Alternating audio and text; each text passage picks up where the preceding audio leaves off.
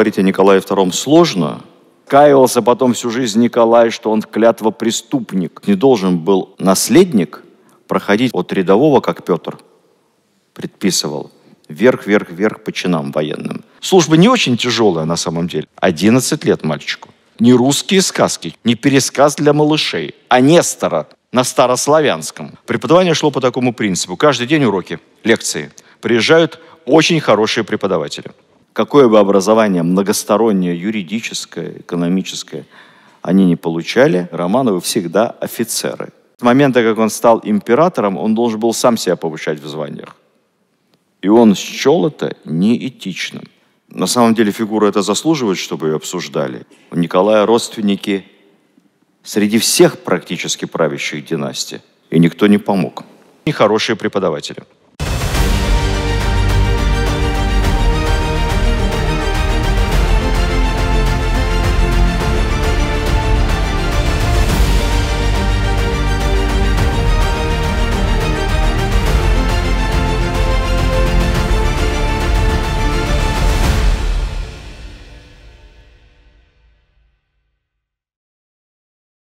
Добрый день, дорогие друзья, дорогие любители русской истории. У нас сегодня долгий рассказ, но прежде всего хочу сказать, что, глядя на такой зал, как мне сказали организаторы, давно нет ни одного билета. И Петербург – город мыслящий, думающий. Спасибо вам большое за такой интерес к русской истории. Я долго не хотел касаться темы Николая II по понятным причинам. Много споров, довольно свежо это. Но самое главное, скажу по секрету, не в этом. Что это настолько близко и так много сохранилось. Есть кинохроника с Николаем II, есть огромное количество фотографий, масса свидетельств, даже записи голоса Николая II. Ну, казалось бы, все знают. Ну, что тут можно нового сказать? Тем более, что время это мы проходили еще в курсе истории СССР, очень подробно. И опять же, нового ничего не скажешь. Так либо иначе это все звучало где-то. Поэтому я решил выкрутиться из этой ситуации таким образом. Во-первых, мы, как обычно, будем мало говорить об общественно-экономических формациях, революционной ситуации, предпосылках, по крайней мере, сегодня. Попытаемся больше поговорить о людях и о связях этих людей между собой. А во-вторых, еще одна причина. У меня нет мнения про Николая II личного. Нет. Не сформировалось. Это значит, я смогу рассказывать более-менее объективно. Говорить о Николае II сложно, если эту тему поднять в любой компании, но если только не специально подобранные политические единомышленники, монархисты, Союз меча и орала или противоположный лагерь, то всегда будет дискуссия, всегда будет спор. И всегда будут полярные оценки. На самом деле фигура эта заслуживает, чтобы ее обсуждали. И самое главное, время, в которое жил Николай Александрович Романов, очень важное. При этом надо попытаться вырваться за рамки сложившихся стереотипов, а стереотипов таких, собственно, два. Две самые крайние позиции. Первое. Николай II – царь, помазанник Божий, имевший максимальную чистоту замыслов, величие целей. Жизнь его – это путь истинного государя, православного христианина. Его со всех сторон окружали враги и предатели. В первую очередь члены его собственной семьи, клана Романовых. Я напомню, что к моменту царствования Николая клан великих князей – это почти 100 человек. А Романовы к этому моменту, как и Рюриковичи в Древней Руси, по сути правили коллегиально, коллективно. То есть от рождения великий князь воспитывался как в какой-то степени совладелец огромной державы. Зачастую его жизненный путь предопределялся с самого начала. Говорили, ну вот пойдешь артиллеристом, если ты мальчик. И уже предполагалось, что если он будет более-менее сообразительным офицером, то непременно к зрелому возрасту станет начальником артиллерии империи. Ну или одним из начальников. Пойдешь по флотской линии, станешь одним из ведущих флотоводцев. Как будто уделы определенные были у членов семьи Романовых в империи. Коллективное управление. И вот они все его предали. Многочисленные отпрыски царской династии, которые жаждали власти, которые были недовольны теми уделами, той ролью, которую они исполняли. ну и которые находились под влиянием разных групп бизнеса, потому что к этому моменту в стране появились другие большие деньги, кроме денег аристократии и кроме денег царских. С другой стороны, народец подкачал, с народом не повезло, богоносцам, отвернулись от царя, нравственно разложились, не защитили в нужный момент. Ну и вмешательство иностранных держав, мы об этом поговорим отдельно. У Николая родственники среди всех практически правящих династий, и никто не помог. Приведу несколько цитат ярких представителей этой точки зрения. Вот Петр Муль-Татули, хорошо его знаю, публицист такой, автор книг о Николае II, любопытных в духе конспирологии, кавычки.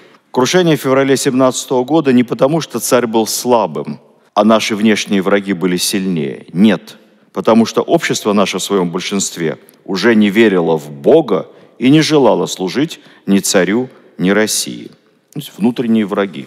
Вот еще более четко образ внутреннего врага другой православный публицист, известный Егор Холмогоров. Он сразу находит главного виновного в революции 17 года. У него выделена та самая часть общества, на которую возлагается главная ответственность за свержение монархии.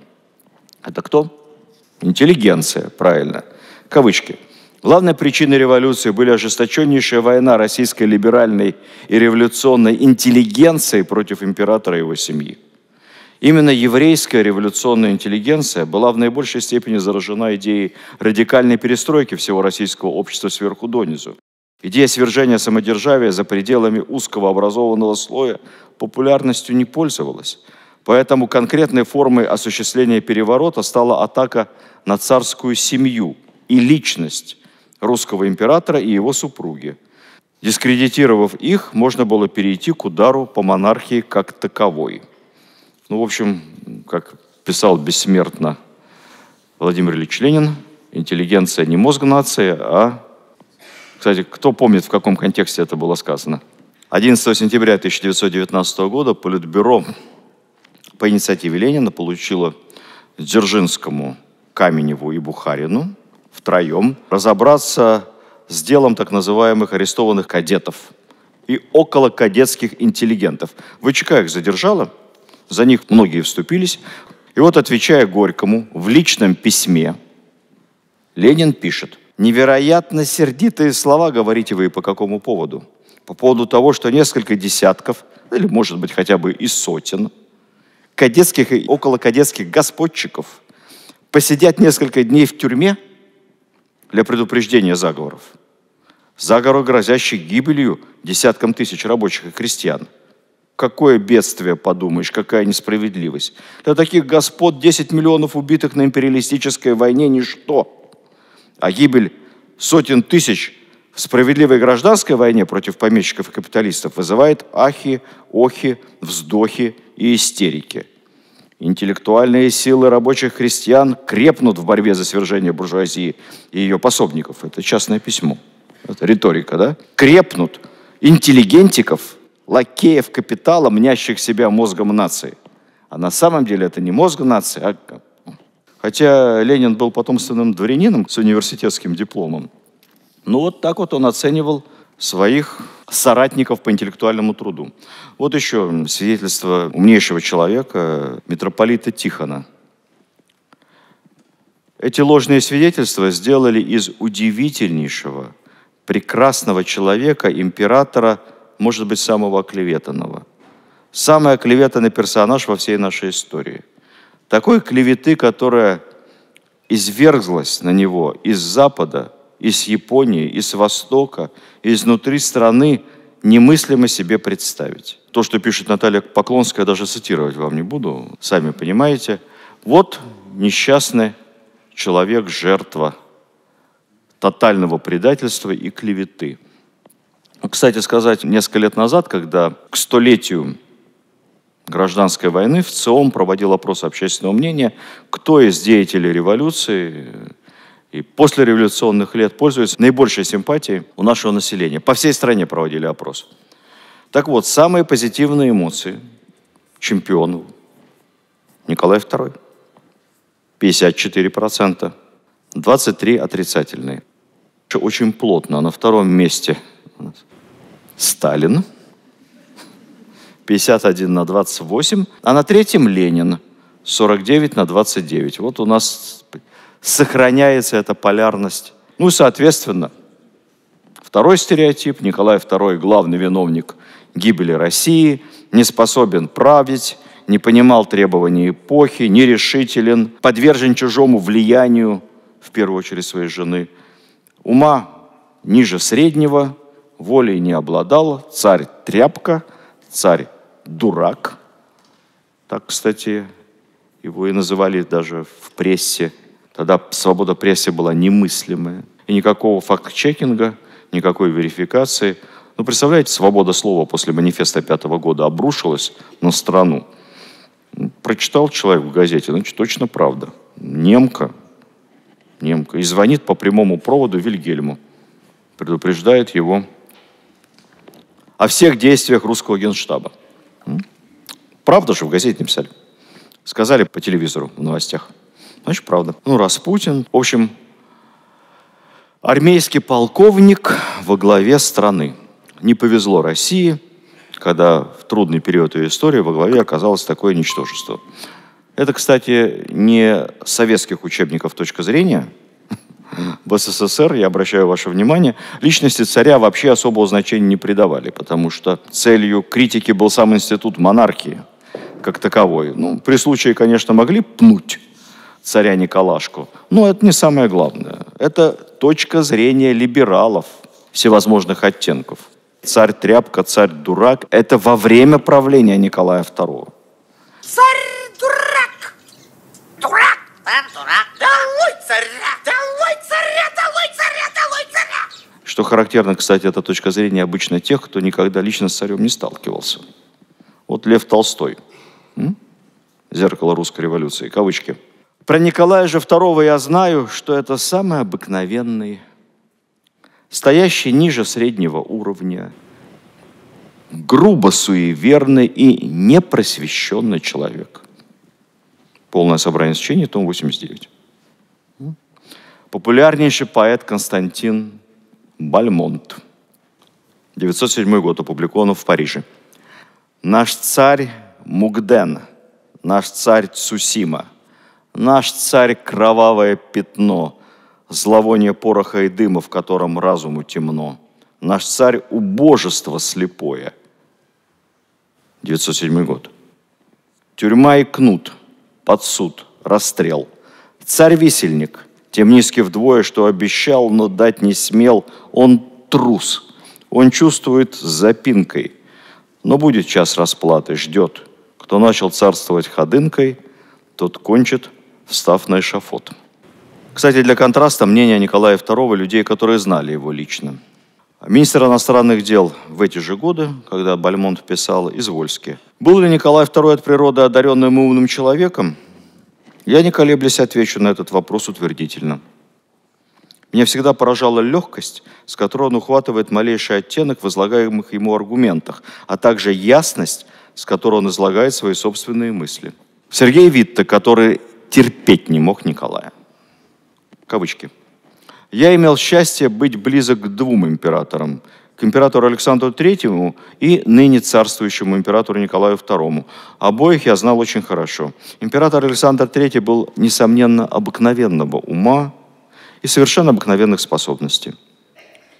В этом отношении император Николай II стоит гораздо выше своего отца как по уму и способностям, так и по образованию». Эмиль Лубе, президент Франции. О русском императоре говорят, что он доступен разным влияниям. Это глубоко неверно. Он сам проводит свои идеи, защищает их с постоянством и большой силой. У него есть зрело продуманные, тщательно выработанные планы, над осуществлением которых он трудится постоянно. Царь имеет сильную душу и мужественное сердце. Он знает, куда идет и чего хочет. Ну как в этом разобраться? Я могу всю лекцию приводить диаметральные оценки. Поэтому давайте начнем с самого начала.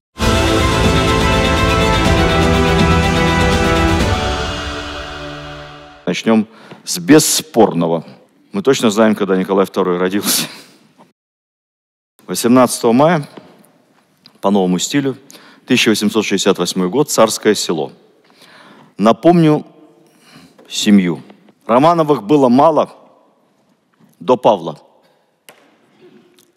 Павел 10 детей, 9 дожили до взрослого возраста. Большая редкость по тем временам. Николай I, третий сын, не буду вам рассказывать, все вы знаете, как оказался на троне. 7 детей с принцессой прусской Александрой Федоровной.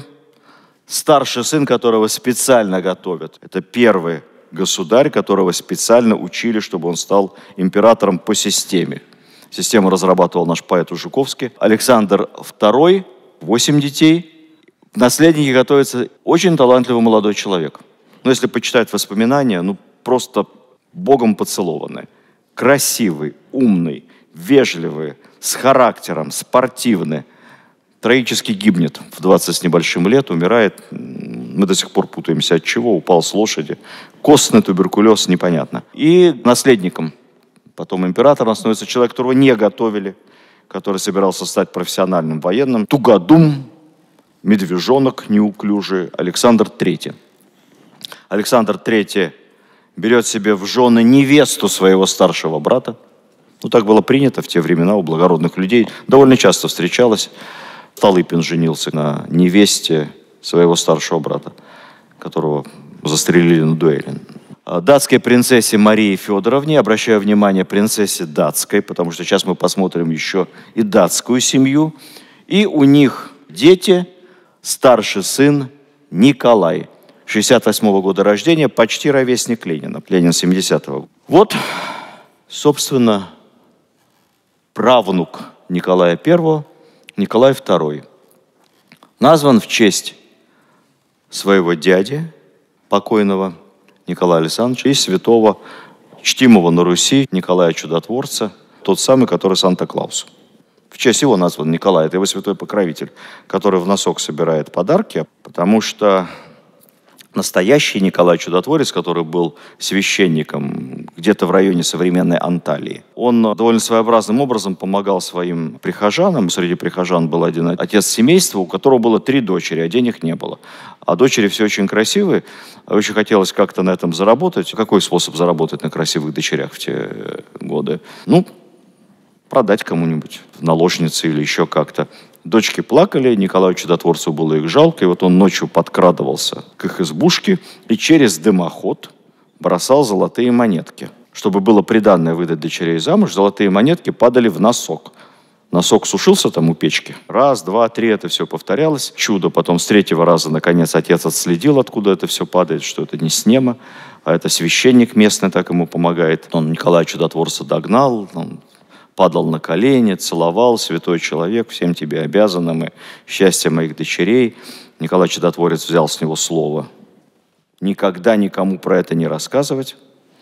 Как мы знаем про это, остается только гадать. С той поры Санта-Клаус с мешочком, похожим на носок, ходит, раздает подарки. Ладно, это я специально отвлекся. Теперь давайте посмотрим на датскую династию, чтобы понять родственные связи рожденного цесаревича-наследника Николая по линии матери. Итак, Мария Федоровна, она дочь короля Дании Кристиана и немецкой принцессы. Кстати, обращаю внимание, абсолютно бессмысленно, говоря о монарших домах того времени, говорить о национальности. Там все так перемешано: английская кровь, датская, немецкая, итальянская, греческая, испанская. Моноэтнических правящих домов в Европе не было. Поэтому, когда говорят о том, что в наших монархах текла немецкая кровь, просто смешно слушать. Все дома были этнически перемешанными. У датского короля старший сын становится королем Дании. Одна из дочерей выходит замуж за короля Англии, Эдуарда, точно тогда еще принца, наследника престола, и их сын Георг V, король Великобритании, который, как брат-близнец, похож на нашего Николая. Почему? У них дед общий, крестьян. Они просто как братья-близнецы. Когда Николай II 20 с чем-то лет приехал на свадьбу в Англию, они одевались одинаково, и его постоянно поздравляли с женитьбой. Он принимал поздравления, раскланивался. А так как Николай говорил: кто из них. Вот это наш Николай. Так как он говорил на английском абсолютно как на родном, то они могли очень долго разыгрывать гостей. У этой же датско-немецкой семьи один из сыновей станет королем греческим, при этом он женат на русской великой княжне, дочке Константина Николаевича, который был главный проводник всех либеральных реформ при Александре II, его младший брат. Вот это его дочь, Ольга Константиновна. Королева греческая, или королева эллинов, как тогда говорили. Кстати, как стал греческим королем датский принц. Тоже довольно интересно. Я вам расскажу, потому что это показывает, что из себя представлял институт монархии в Европе в то время, чего, кстати, не понимал, к сожалению, наш Николай II. Но прежде всего давайте про рождение. Он родился в Царском Селе. Тогда были, как и сейчас, такое было поветрие, партнерские роды, то есть чтобы отец присутствовал при рождении ребенка, морально поддерживал свою супругу. У нашего Николая Александровича были суперпартнерские роды, потому что помимо отца еще и дедушка присутствовал. Потом крестины.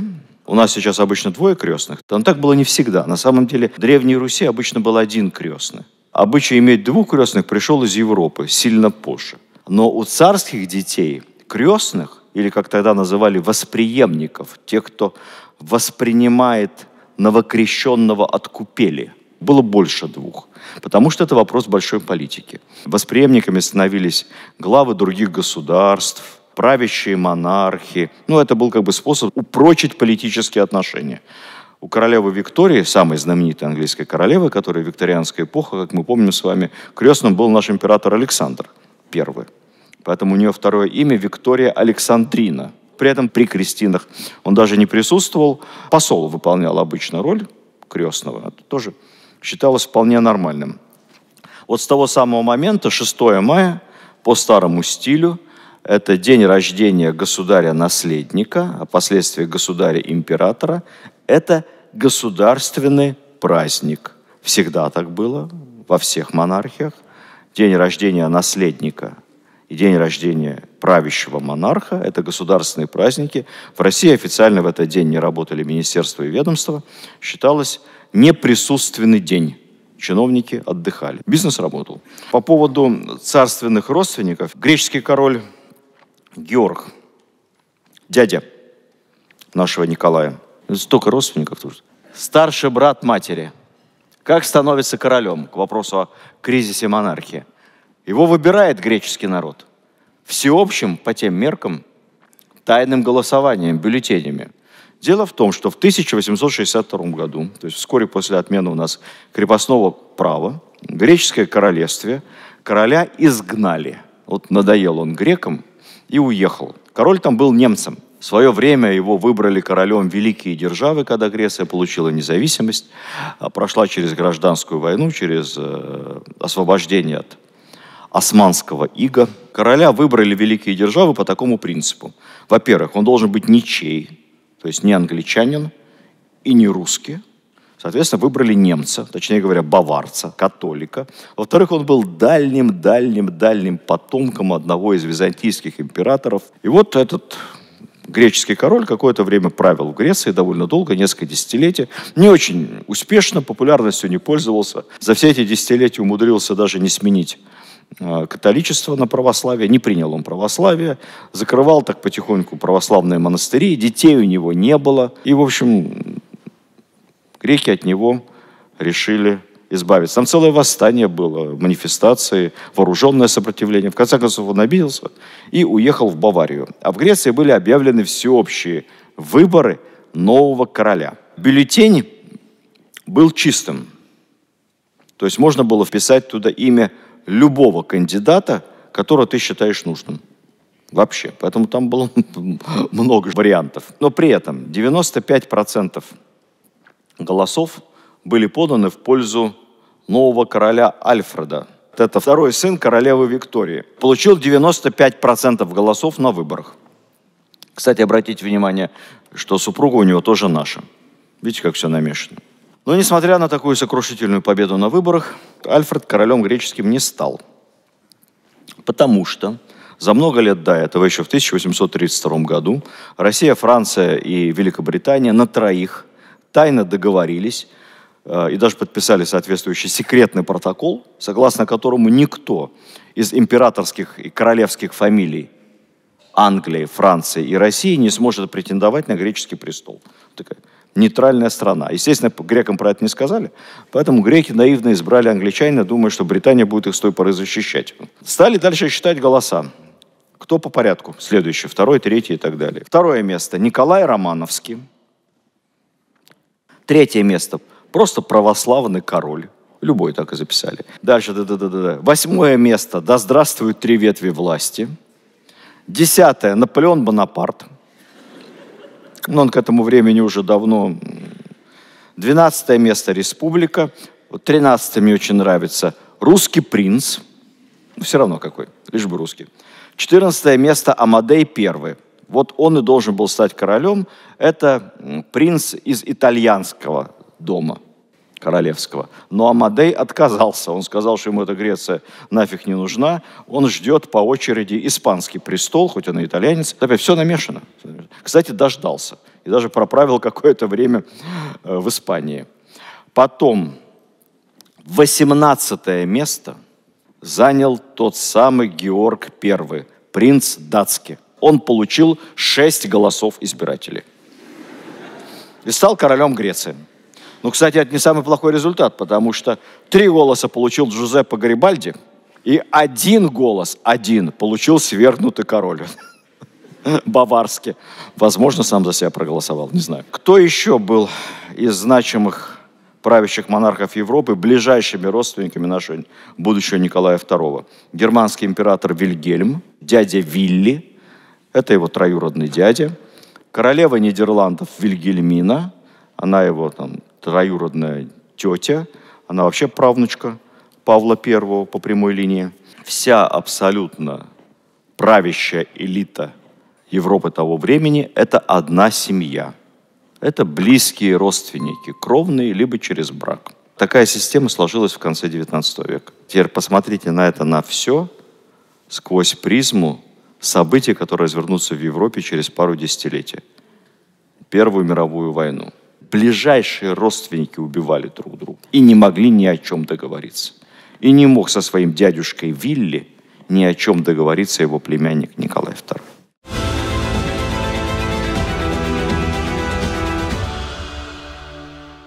Немного слов об учебе. Николая II, так же, как и его деда Александра II, готовили к должности, к работе императором системно и целенаправленно. Его главным воспитателем был генерал Данилович. Он прошел путь от учителя до директора Петербургской военной гимназии, составил учебную программу. Учебная программа была разделена на 2 части, все как у нас. Общая школа, средняя и высшее образование. Только разница в том, что обучение проходило дома. Наследник не ходил в школу и в университет. Ну, такая была традиция. Кстати, как покажет время, неправильная традиция. Социализация, которая началась у Николая только в армии, вместе с молодыми офицерами, это было не очень правильное представление об обществе того времени. Лучше бы он пошел в школу, в гимназию и в университет. Но не ходили. Учителя к ним приезжали домой, в Царское Село. Итак, 8 лет общее образование. Это был, по сути, модернизированный курс классической гимназии, только латинские и греческие убрали, не надо тратить на это время. А вместо этого ввели новые предметы: минералогия, ботаника, зоология, анатомия и физиология. Плюс значительно расширили гимназический курс истории, литературы и иностранных языков. Преподавание шло по такому принципу. Каждый день уроки, лекции. Приезжают очень хорошие преподаватели. Читают лекции. Обычно 6 уроков в день, как у нас в школе, только не 45 минут, а дольше. Академический час. Час, час 15, может час 30 длится лекция. Потом начинается домашняя работа, самоподготовка обязательно. И сверх расписания, весь день расписан буквально по минутам, еще дополнительные занятия, рисование, физическая подготовка, прогулки и прочее. Чтобы понимали вы, какой уровень был подготовки гимназической. Вот когда он уезжает в Данию проведать дедушку, ему пишет Данилович инструкцию, что надо учить, какие книжки читать в дороге. Вот среди тех книжек обязательно час в день читать летописца Нестора. Час в день. 11 лет мальчику. Не русские сказки, не пересказ для малышей, а Нестора на старославянском в 11 лет. В оригинале. Рисовал неплохо. Вот, кстати, там же в Дании он нарисовал, сохранилась акварель. Не так хорошо он рисовал, как его отец, Александр III прекрасно рисовал. И не так хорошо, как профессионально рисовала его сестра, которая станет потом художницей и будет этим зарабатывать на жизнь. По Франции, ну, для мальчика очень даже неплохо. Дальше. Высшее образование после 8 лет. Политэкономия. Право, военное дело. Военное дело – это масса предметов, не один предмет. Военная юриспруденция, стратегия, тактика, военная география, работа генерального штаба, структура армии и прочее, прочее. Музыка, естественно. Физическая подготовка – это не только гимнастика, это еще фехтование, стрельба и вольтежировка. Вольтежировка – это не на лошадке поездить в манеже. Это гимнастические упражнения, которые исполнялись на коне, скачущем по кругу галопом. То есть это то, что в цирке вы сегодня можете увидеть. Все мальчики императорской фамилии должны были уметь джигитовка. Младший брат Николая II, следующий по очереди запасной наследник Георгий, готовился абсолютно по той же самой программе. Только учителя иногда чуть-чуть отличались. Например, у Георгия Ключевский читал историю России, а у Николая там какой-то другой преподаватель. Они, кстати, хорошие были преподаватели. Юриспруденция Константин Победоносцев. Политэкономия министр финансов Бунге. Военные науки профессор Академии Генштаба, боевой генерал Михаил Драгомиров. Инженерное дело Цезарь Кюи. Тоже отдельный предмет был, кстати, наш выдающийся композитор, не только генерал. Военная теория начальник генерального штаба императорской армии Обручев, стратегия, начальник академии генерального штаба Лейер, ну и так далее. То есть все преподаватели главные авторитеты в своем деле. Фактически можно сказать, что за эти 13 лет обучения император получает гимназическое образование и почти 3 высших: военное, юридическое и полноценное экономическое. Потому что курс политэкономии был очень подробным. Я вспоминаю, когда мы в институте проходили политэкономию, это непростой предмет. У нас было 2 политэкономии, кто помнит постарше, да, политэкономия социализма и политэкономия капитализма. И представьте, какой был у меня шок, когда на первом курсе прихожу в Советский Союз еще, Институт международных отношений, и профессор, как сейчас помню, Георгий Георгиевич Абрамишвили, первое, что говорит нам, первокурсникам: мы будем с вами изучать политэкономию капитализма. Политэкономию социализма я не преподаю, поскольку считаю ее лженаучной фантастикой. 87-й год. Вот такие у нас вольные нравы были. Но система образования у наследников престола была другая. Им не ставили оценки и почти не спрашивали степень усвоения материала. Им просто читали лекции и отвечали на вопросы, которые они задают. Но ставить оценки цесаревичу считалось неэтичным. И на самом деле это не очень здорово. Вот сегодня, когда задают вопрос, надо ли ставить оценки в школе, ну, странно, конечно, надо. А как иначе? Это не просто оценка, это ведь еще и соревновательный элемент в школе. Согласны? Это еще и социальная градация, это мотивация, в конце концов. А так, урок прошел, даже тебе суперзвезда. Министр финансов рассказал про экономику, а дальше что? Усвоил, не усвоил. У меня нет вопросов, я все понял. Спасибо. Вот эта, кстати, система подготовки была принята для аристократов, которые потом служили в гвардии. То есть они знали все понемногу, методом домашнего образования. Ну, понемногу зависит от степени качества учителя. Но оценки им не ставили. И потом они выходили в гвардейские офицеры.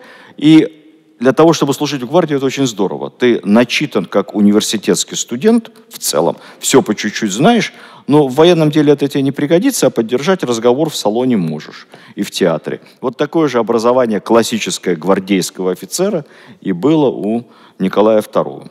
Из иностранных языков: английский, французский, немецкий, английский родной, французский родной, немецкий похуже.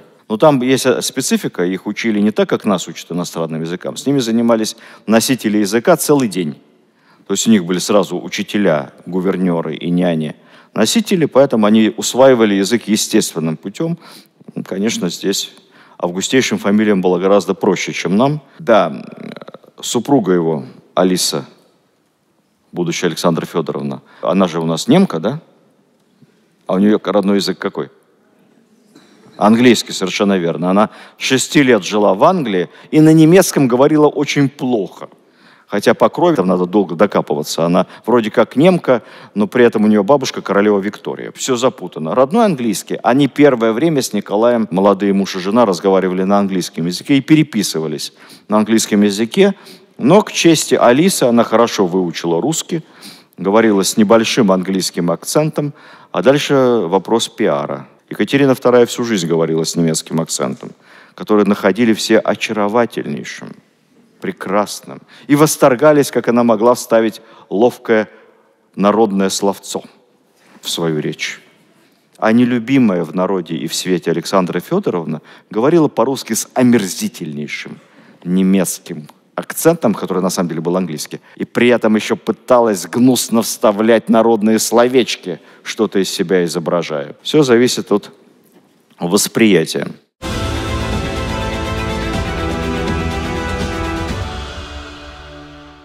Очень много читал молодой Николай II. У него личная библиотека только с экслибрисом, книжку, которую он держал в руках. 15 тысяч томов. Читал русскую классику более всего. Пушкина, Лермонтова, Гоголя, Толстого, Чехова. Читал много английской, французской литературы. На 2 части делилось. Он читал много развлекательного, как любой нормальный человек. Там приключенческие романы, исторические, естественно, на языке. И читал много философской и исторической литературы для развития. Разбирался в музыке, обожал Чайковского, любимый композитор. Любимые оперы «Пиковая дама», Евгений Онегин, любимый балет «Щелкунчик». Вполне понятно нам вкус. Смотрел это все по многу раз. И «Спящую красавицу». Наследственная черта Романовых – великолепная память. Не хорошая, прекрасная память. Все Романовы всегда имели прекрасную память. Николай II помнил наизусть сотни точных наименований с нумерацией и длинной расшифровкой каждого полка императорской армии. И говорил, что в бессонницу он начинает в голове перечислять по порядку в памяти все полки, он же верховный главнокомандующий, все полки его армии. И обычно засыпал, не дойдя до резервных частей. После Рузвельта был какое-то время такой президент американский Гарри Труман, помните? Вот в 1948 году во время избирательной кампании была впервые использована американскими технологами такая предвыборная технология. Когда Гарри Труман ехал в какой-то небольшой американский городок и встречался там с избирателями, то тщательно проверялось, не был ли он там раньше, либо не мог ли он когда-то с кем-то пересечься из тех, кто будет присутствовать на этой встрече. Ну, на митинге, например, или на встрече в большом зале. Знаете, как это у американцев происходит, вы это все видели недавно. И вот ему готовили справку на 1-2 человек, с кем он когда-то мог мимолетно в своей жизни пересечься. И представьте себе, просто идя, вот, «О, Джон, как твоя жена? Давно не виделись». Это производило ошеломляющее впечатление на всех совершенно. Но когда правил Николай II, то у него не было предвыборных технологов, он опирался только на собственную память и, кстати сказать, прекрасно с этим справлялся. Когда мы смотрим на сегодня на многих европейских лидеров, мне, честно говоря, кажется, что с памятью там не очень. И наши Романовы могли бы преподнести им невероятные уроки в этом плане. Ну и, конечно, как все мужчины Романовы, все, я подчеркну, обратите на это внимание, начиная с Петра I, их главная профессия – профессиональные военные. Какое бы образование многостороннее, юридическое, экономическое они не получали, они всегда офицеры. Поэтому с рождения Николай II зачисляется в полки Преображенский, Семеновский, Измайловский, Кавалергардский. Эта традиция у нас идет еще от постпетровских времен. Дело в том, что раньше для отпрысков императорской фамилии не существовало правил чинопроизводства.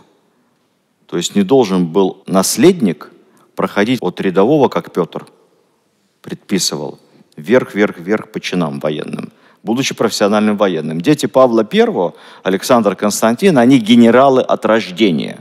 Однако эта система со временем поменялась. И уже Александр I вводит систему, когда нельзя получить чин без выслуги лет новой, когда соответствует звание должности. Николай I еще делает это строже. И труднее и труднее подниматься по карьерной лестнице в Российской империи, как на гражданской службе или придворной. На придворной службе вообще отменяют большую часть чинов, их госслужбы не считают, и денег за это не платят. Пушкин у нас кто был? Камер-юнкер. Он обижался на то, не по возрасту ему слишком невысокий придворный чин, но это был сотрудник администрации президента на общественных началах. Потому что камер-юнкер, у него только была ливрея, право носить специальный мундир камер-юнкера, и пропуск на Старую площадь, в Зимний дворец. И все.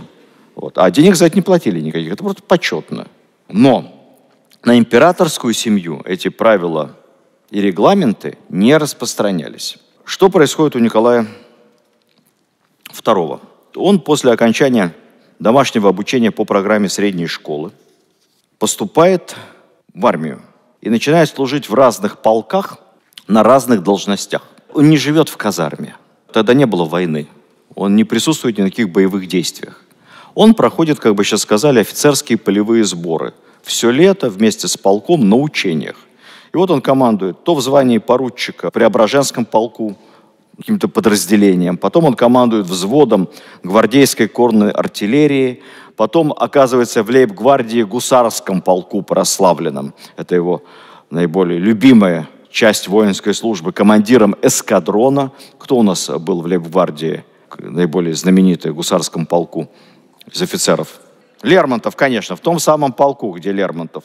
Он командует эскадроном, он кавалерист, он же и артиллерист, он же и пехотный офицер. Всеми этими профессиями военными в той или иной степени будущий Николай II владеет. И, кстати, о нем хорошо отзывались его командиры, говорили, что добросовестны, все делают по уставу, четко, не ленятся. Служба не очень тяжелая на самом деле, за исключением этих полевых учений.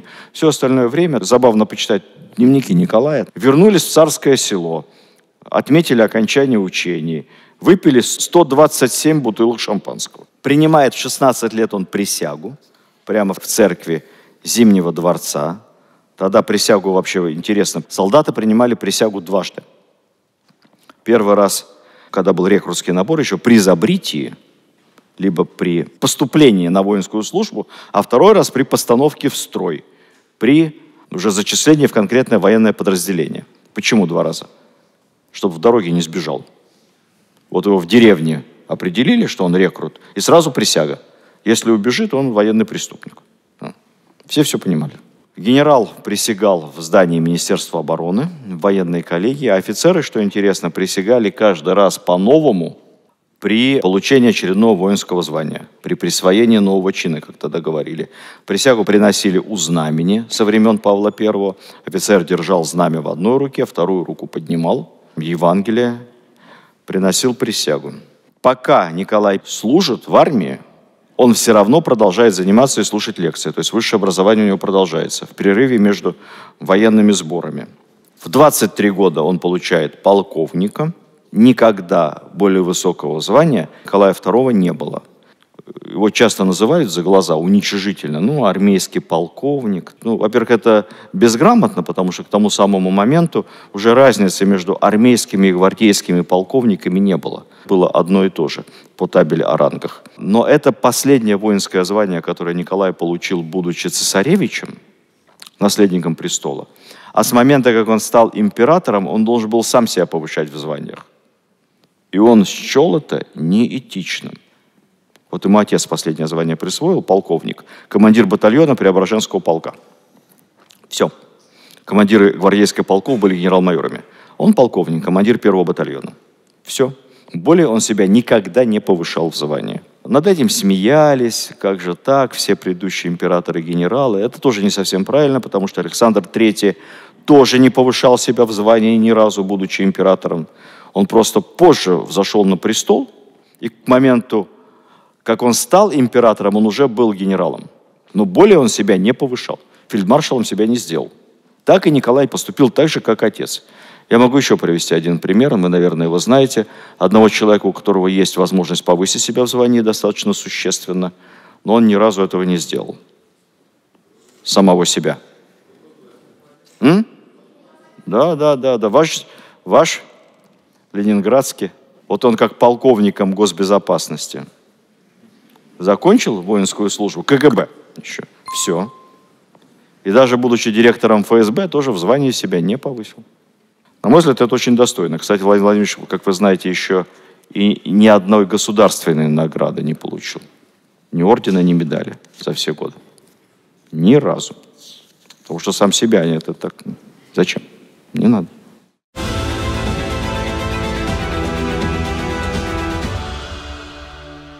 Первые гособязанности цесаревича Николая не напряжные. Раз в неделю он посещает заседание Государственного совета, выполняет представительские функции, то есть представляет Российскую империю на похоронах, юбилеях, свадьбах. Ну вот я вам рассказывал, как он там на свадьбе в Англии веселился, на свадьбу своего брата. В полку-то, конечно, веселее гораздо. А там товарищи, там он себя чувствует в своей тарелке, веселье, шампанское, девушки.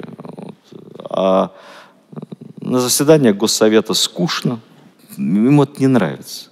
В 1892 году, достаточно неожиданно по предложению Витте, его назначают председателем комитета по постройке Транссиба, Великого Сибирского пути. А когда Витте пришел с этим предложением к Александру Третьему возглавить этот комитет, поручить сыну, а это была главная мечта Александра Третьего, завершить эту великую стройку Транссиб, постараться при жизни завершить ее, то Александр Третий удивился, процитирую, кавычки, «Да ведь он совсем мальчик». Какой он мальчик, ему 24 года уже, он уже офицер, командир батальона, полковник. Да у него детские суждения, как он может быть председателем комитета? Смотрите, отец относился к сыну вот как к ребенку. Витте, кавычки.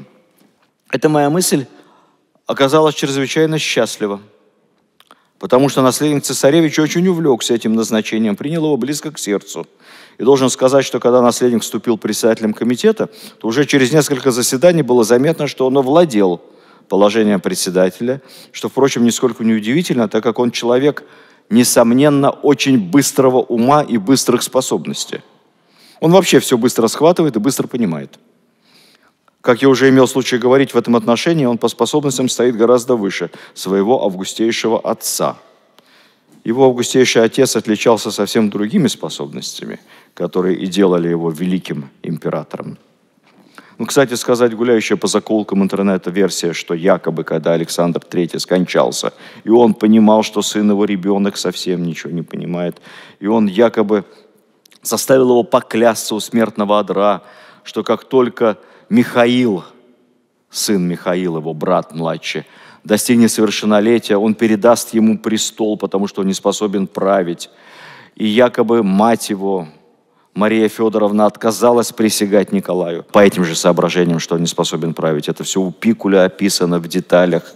И есть книги на этот счет, я не буду вам цитировать. И как раскаивался потом всю жизнь Николай, что он клятвопреступник, что он нарушил клятву, данную умирающему отцу, что он обманул свою мать, что он не уступил престол Михаилу. И вот все беды России идут из-за этого клятва преступления на входе во власть. Это все чушь собачья абсолютнейшая. Потому что, во-первых, сразу же после смерти императора весь двор, вся семья, все придворные и армия сразу автоматически присягают наследнику. Потом идет так называемая повторная процедура спустя некоторое время, в нашем случае через 1,5 года, помазание на царство, коронация в Москве уже. Это, кстати, считается главнее, чем присяга. Потому что только после этого ты превращаешься в полноценного помазанника Божьего православного государя. До этого ты как бы исполняешь обязанности.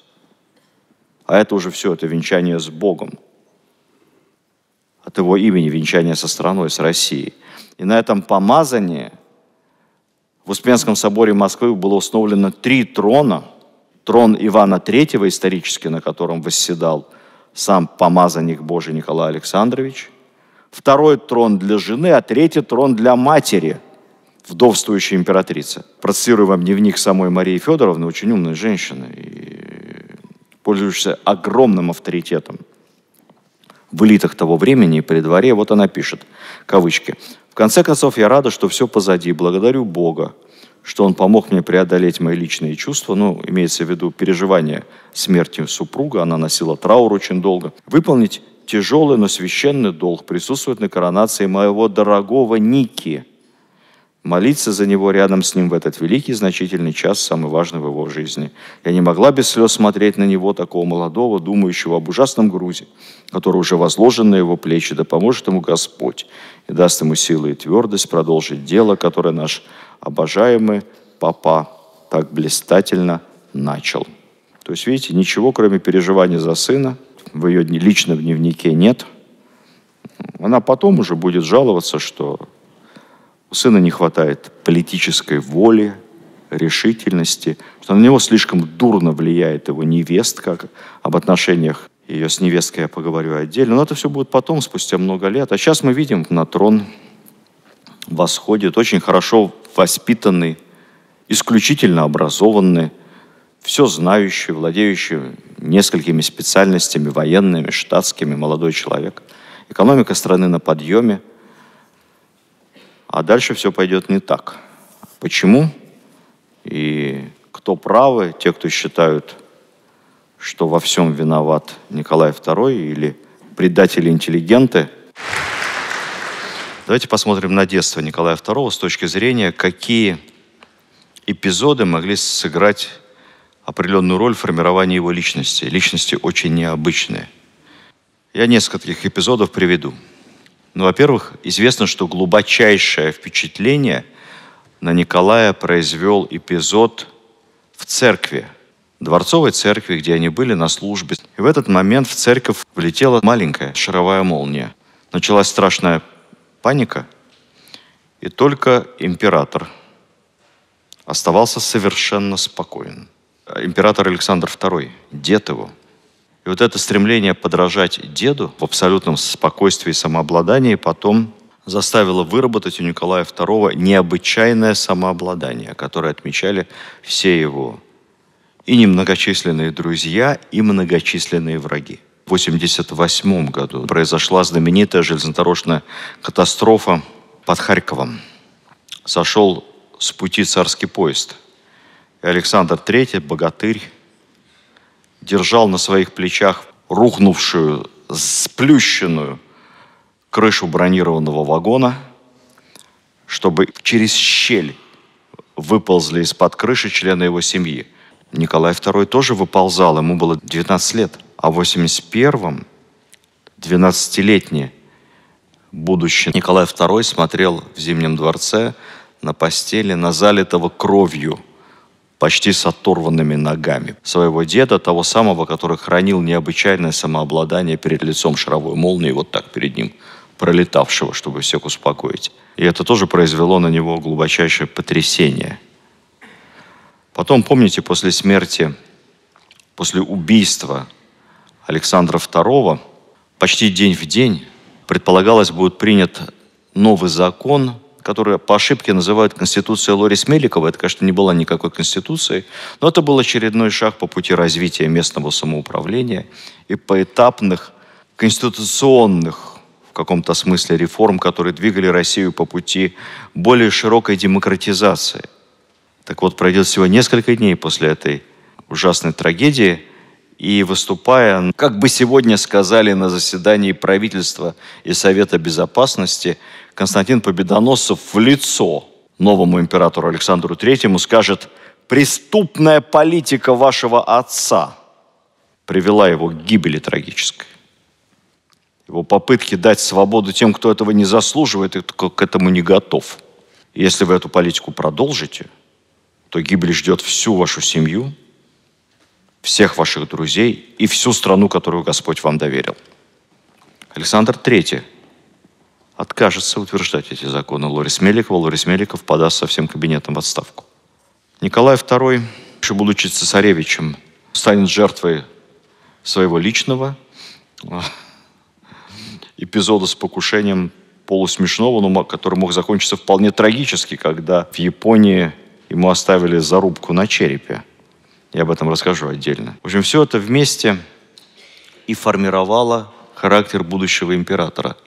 Кстати сказать, он никогда не был хорошим публичным оратором, вообще стеснялся выступать на публике. И только со временем постепенно приобрел привычку обращаться к большой аудитории, а испытывал большой стресс. Он не получал от этого никакого удовольствия. Со временем у него сложилась даже своеобразная защитная манера поведения, которая стала частью его личности, довольно своеобразная. Когда он выступал публично, то, я процитирую современников, кавычки, «все жесты и движения императора Николая II были очень размеренны и даже медленны. Эта особенность была ему присуща, и люди, близко знавшие его, говорили, что государь никогда не спешил, но никуда не опаздывал.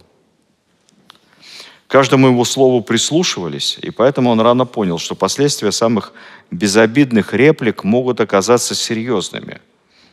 Поэтому он говорил размеренно, медленно и очень редко бывал откровенен со своими собеседниками, даже родственниками, членами правительства, ближайшими сподвижниками. Он вообще предпочитал слушать, редко высказывал свое мнение, держал его при себе, был всегда крайне вежлив. Он никогда не говорил «повелеваю», «приказываю». Он говорил «прошу вас». Когда ему предлагали какие-то идеи, обычно молчал и кивал. Его молчание и такие вежливые кивки принимали за согласие. Министры выходили и говорили: «Я убедил императора, все будет вот так». Нет. А потом они испытывали жестокое разочарование, когда Николай II поступал по-своему, иногда совершенно противоположным образом. Начинались разговоры о двуличии царя, он же молчал, кивал. Нет, это у него была просто такая манера, такой себе на уме. Поскольку у него была глубокая внутренняя убежденность в божественности своей власти, он же помазанник Божий, то зачем ему спорить с министрами и их переубеждать? Тратить на это время, как бы сейчас сказали, эмоции и энергию. Он их выслушает. Одного, второго, третьего. А сделает по четвертому. Так, как сам считает нужным. Из-за того, что он слушал, а поступал иначе, от этого порождалось очень странное ощущение. Все не говорили ведь они, что я не смог убедить царя. Нет. Говорили, царь со мной согласился, а потом передумал. Он слаб. Он не держит слова.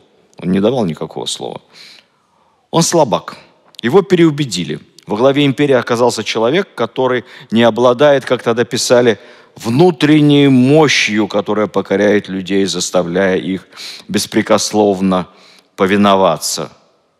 Близко знавшие Николая II люди говорили, что умение владеть собой, скрывать свои переживания в самые драматичные моменты не покидало его. Это хорошее качество, но это качество очень нетипичное для монарха, потому что монарх в силу своего положения и исторической русской традиции не должен сдерживать свои эмоции. То Петр I сдерживал эмоции, то он дубинкой сразу, все, что думает, прямо по хребту. Но Павел I сдерживал свои эмоции. В Сибирь, кругом, шагом марш, полк пошел.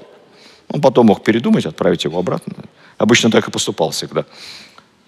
Но он не сдерживался ни разу. Вот это государь. Вот как надо. Иван III посмотрит, и женщины в обморок падают. Да ладно, Иван III, это дела давно минувших дней, это у Карамзина. А прадед Николай I, его знаменитый застывший взгляд Василиска, и пот течет по хребту у сановника. А Николай I молчит, он просто смотрит на него так, со своих 190 сантиметров так сверху вниз. Да даже Наполеон, хоть он и выскочка, но какие истерики закатывал, как он орал на всех, как актерствовал. Вас расстрелять. Вы ничтожество там Толейрану, дерьмо в шелковых чулках. Сразу видно император. А этот что, молчит? Прошу вас, пожалуйста, будьте любезны. Ну, в общем, непонятно. Отношения с религией очень интересный момент. Он, конечно, глубоко религиозный человек был, это передалось ему от отца. То он большое внимание придавал тому, что день рождения, 6 мая по старому стилю. Вообще, рожденные в мае маяться будут, да? А это еще день Иова Многострадального, и император постоянно об этом говорил, что вот я родился в такой день и страдаю. Он устроил себе в спальне домовую церковь. Взял 6 исторических полотен, это походная церковь Александра I, с которой он был в заграничных походах. Церковь, которая приносит удачу. Иконостас на полотнах такой. Растягивается на специальных подставках, ширмах складной. И вот эта походная церковь императора Александра, победителя Европы объединенной, стояла у него в спальне. А уже после женитьбы появляется и еще более экзальтированная религиозно. Причем церковь даже тогда осуждала императрицу. То вот православие не предполагает такой крайней и болезненной формы. То есть имелось в виду вера Александры Федоровны в мистику, в чудеса, чудесное исцеление, пророчество, юродивых ловить каждое слово. Вот Распутин, он же отсюда пошел. Отсюда. Это крайняя степень. А Александра Федоровна, она ведь не сразу согласилась выйти замуж за Николая, там была некая предыстория. Не буду об этом подробно рассказывать, времени совсем не хватит. Но вообще она лютеранка. То есть она немка в Лондоне, да, она лютеранка, протестантка. И сменить свою веру на православие тоже было для нее непростым шагом. Но когда она это сделала, выйдя замуж, она превратилась в такую истово православную, что куда уж там. Но тут я еще одну вещь скажу, забегая вперед в следующий наш рассказ. Мы говорим о мистицизме Николая и в первую очередь Александры Федоровны, но ведь некоторые вещи сбывались. Вот подумайте об этом, поищите в интернете. Были основания для веры в Божье признаменование, это пророчество, особую святость. Были.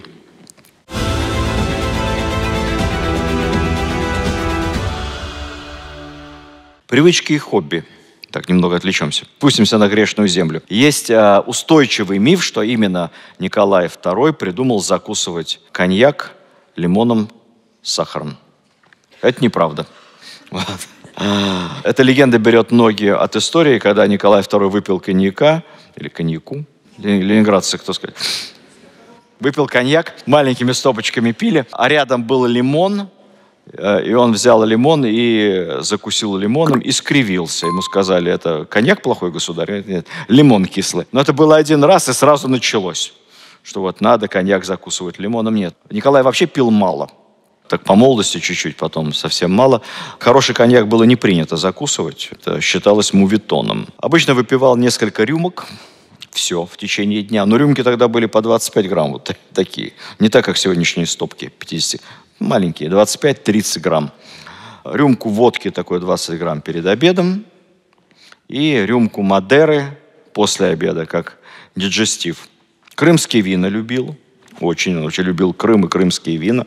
Уважал минералку, всегда пил минеральную воду. На высочайшем обеде 24 апреля 1916 года на 12 персон, то есть это званный обед, где накрывается с избытком, на столе императорском стояла бутылка шато какого-то, бутылка шабли белого, бутылка Мадеры номер 2, полубутылка Мадеры номер 2, бутылка хереса, ну как для десерта, вместо сладкого. Все. 5 бутылок кваса монастырского, бутылка минеральной воды Ессентуки, бутылка минеральной воды Кувака, специально для Николая II. 12 человек. Пить нечего вообще. Нормально. Заядлый охотник. Вообще охота серьезное дело для русских императоров. Со времен, как мы помним, первых Романовых. Дорогое, сложное. Ну вот такая была привычка тогда, с рыцарских времен. Такой досуг. Николай II был хорошим стрелком, со временем стал, научился. Охотился он часто. В Министерстве императорского двора, как управ делами президента, было отдельное управление царской охоты. Занимались только организацией охоты. Ну, вообще это имело много смыслов. И отстрел слабых животных, санитарная очистка леса, и спортподготовка, и военная подготовка, и отдых. Все сразу. Но так как Николай II был большим педантом, он вел учет всех отстрелянных им на охоте животных. Потом делались такие еще ежегодные отчеты. И там наряду с традиционными медведями, зубрами, оленями, волками присутствуют довольно забавные записи, например, так, для масштаба. 1895 год, 125 животных лично застрелено императором на охоте. Следующий год, 1896, 260 животных. Масштабно все шло. Помимо этого, император, когда был не на охоте, видимо, чтобы попрактиковаться в стрельбе и принести пользу обществу, постоянно отстреливал, нам это покажется ужасным сегодня, бродячих собак, кошек бездомных и ворон в огромном количестве. Тогда была другая мораль. Это сегодня мы берем эту несчастную бродячую собачку, жалеем и куда-нибудь ее в приют. Тогда эти собаки, во-первых, антисанитария, не дай бог укусит, что там у нее. Мы же помним с вами, бешенство – массовая болезнь, да? Пастер вот только-только изобрел прививку от бешенства. Плюс они сбивались в стаи, бродячие собаки, нападали на детей. Поэтому отстрел бродячих собак – такое весьма полезное дело считалось. Так вот, по подсчетам историков, только за 6 лет, с 1896, 6, 9, не подряд, 90, 1902, 908, 911, Николай II лично застрелил бродячих собак 3786. Бродячих кошек 6176 и ворон 20 547. Вот я даже не могу понять, где их брали в таком количестве. Ну, в то время плохо относились к этим животным. Заядлый автомобилист. Один из первых, кстати, в нашей стране. Для понимания, к концу царства Николая II автомобили покупались за границей, мерседесы, Роллс-Ройсы, все потом Ленину досталось и Керенскому, откуда они еще брали свои роскошные авто. Французские машины и отечественные машины, очень качественные. Руссо-Балт. Вот такой интернациональный гараж. В общей сложности 56 автомобилей в царском гараже. Для сравнения, в гараже президента США 10 автомобилей. У нас самый большой императорский гараж. И сам ездил за рулем, и с водителем ездил, и скорость любил. Длинные переезды, ну, дорог тогда не было, конечно, автомобильных, в нашем понимании, просто не было. Длинные переезды – это поезд. В распоряжении императорского двора 2 царских поезда. Поездом обычно в Крым и на дальние расстояния. Очень любил яхту, морской отдых, морские путешествия. Царская яхта «Штандарт», и мы представляем яхту под парусом. Там экипаж яхты царской 300 человек. Это крейсер, это плавучий штаб военный, это плавучий дворец. Там все средства связи, офицеры.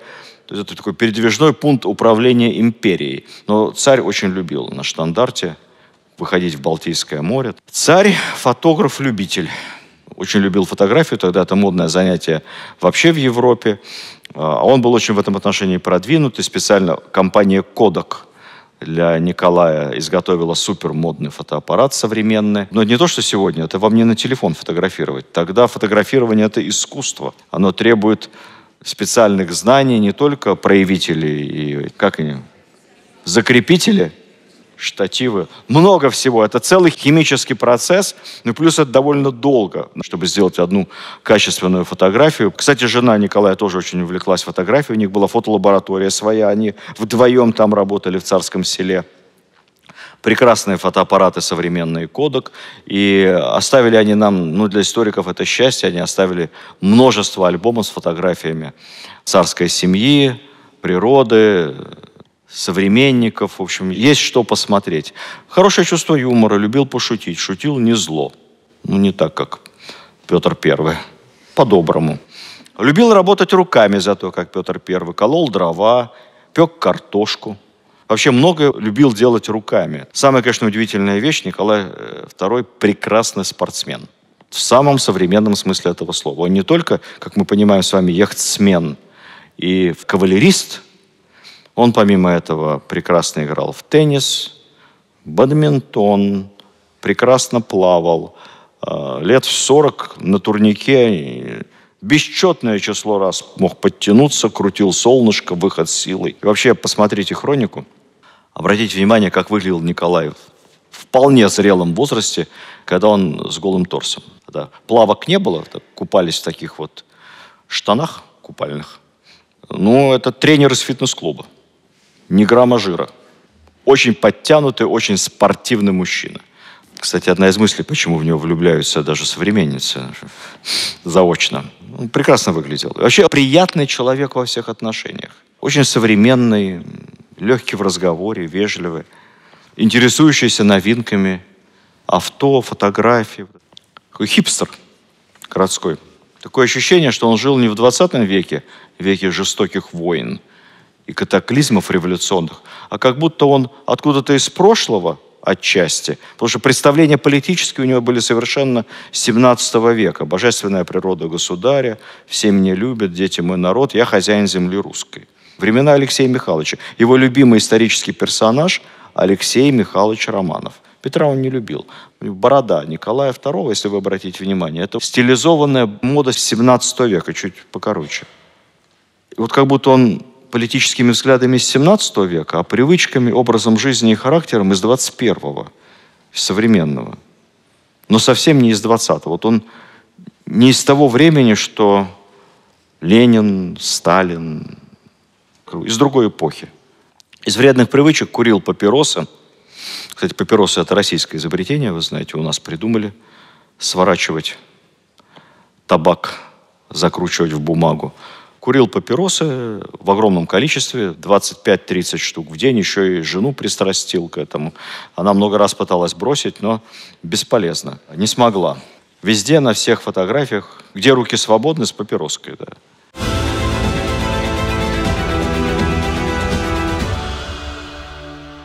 В 1890 году наследник цесаревич предпринимает путешествие по России и миру.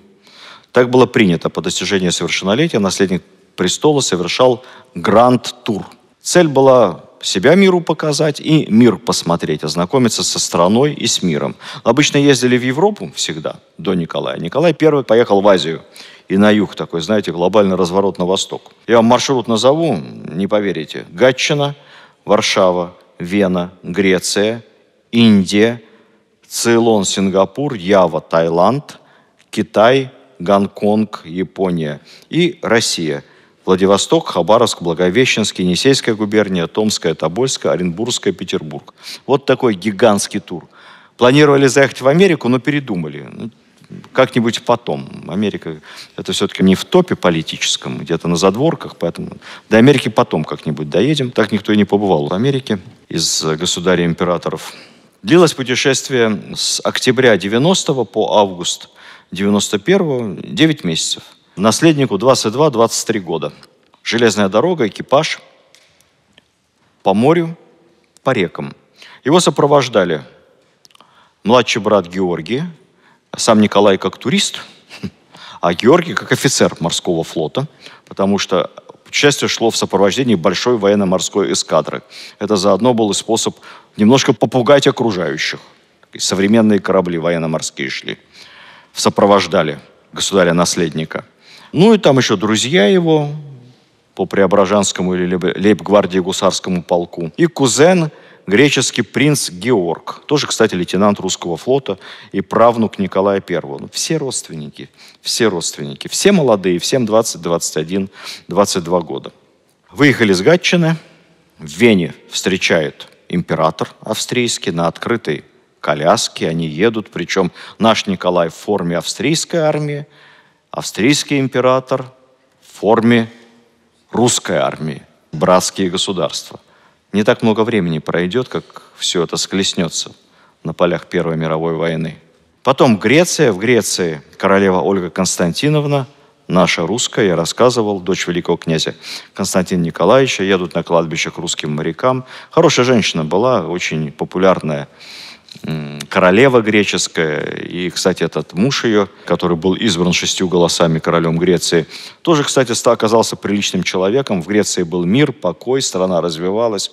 Когда они монархию свергли, там сплошные потом военные перевороты несколько десятилетий. Эта эпоха считается в Греции эпохой процветания с русской королевой. Потом Египет, но Египет классический, как туристы, по Нилу,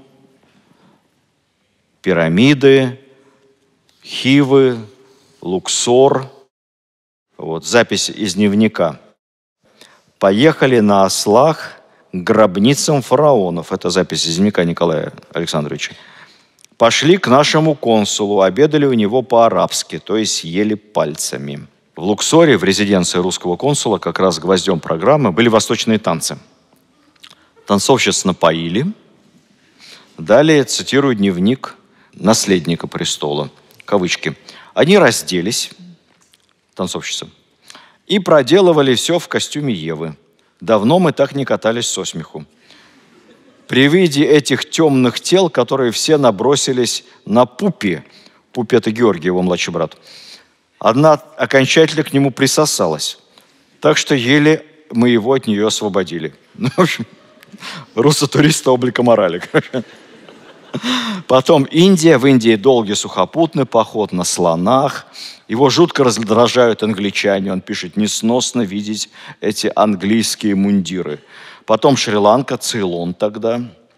Там его пригласил, он же охотник Николай. Ему предложили охотиться на слонов. Он повел себя хорошо. Все-таки слоны – это не бродячие собаки. Сказал, слонов убивать нельзя. Это умные и полезные животные. Не соблазнили его слонами. Потом Сингапур, Ява, Бангкок, независимый Таиланд. Король Сиама принимал его. Это было не запланировано изначально. Французский Индокитай, Сайгон, который ныне Хошимин. Кстати, мой любимый вопрос студентам. У какой страны самый продолжительный суверенитет непрерывный в мире? Ну, суверенитет, когда она сама собой управляет. Англия, правильно. Со времен Вильгельма Завоевателя. Как норманы завоевали, с той поры никто Лондон не брал. Второе место? Ладно, не путайтесь. Второе – Россия. По самым скромным подсчетам, если мы будем считать ордынское иго, наши предки вряд ли называли его игом, если мы будем считать это ограниченной потерей суверенитета, то тогда примерно с 1480 или 72 года, как посчитать, со времен Ивана III, когда мы либо формально, либо уже неформально вышли из-под ордынского протектората, скажем так. У нас получается 650 лет. У англичан почти 1000, почти. А третье место? Швеция, правильно. А вот в числе лидеров будет и Таиланд. Где-то в десятке. Потому что формально Сиам, тогда, сегодня Таиланд, никогда не был колонией. Он был оккупирован Японией, и так в союзе с ней в годы Второй мировой войны. Они стыдливо говорят, что мы не воевали за Японию, мы просто пустили на нашу территорию японские войска и чуть-чуть их снабжали оружием и финансами. Но мы сами не воевали против союзников, против нас, с американцами. Но Таиланд колонией не был. Тут я хотел вам рассказать романтическую историю про то, как принц Сиама, сын короля Таиланда, женился на красивой русской девушке, знаете, да? Кино хотят на эту тему снять, все никак не снимут. Я уже сценариев 5 видел. Он приехал как раз после визита Николая II, сын короля Таиланда, поехал учиться в пажеский корпус в Петербург.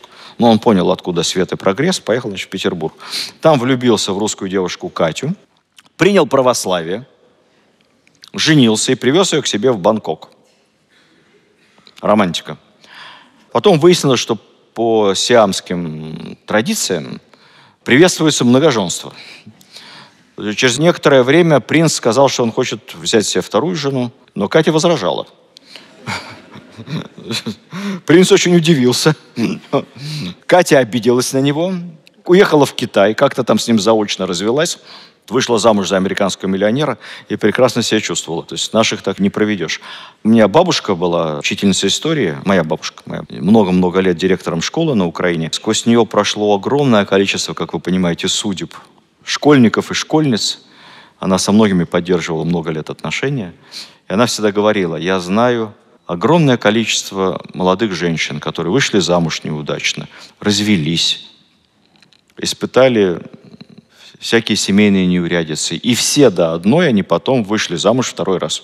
Но я знаю огромное количество красавиц, умниц и так далее, которые все выбирали принца, так и остались девами. Поэтому понравился кто-то, женись сразу, потом разведешься. История Кати это доказывает, кстати.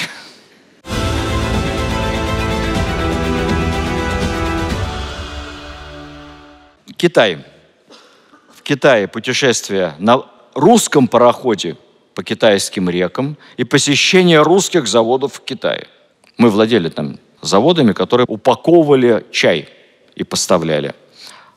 Компания Токмаков, Молотков и компания. Вот пример так называемого чайного кирпича. Почему кирпич?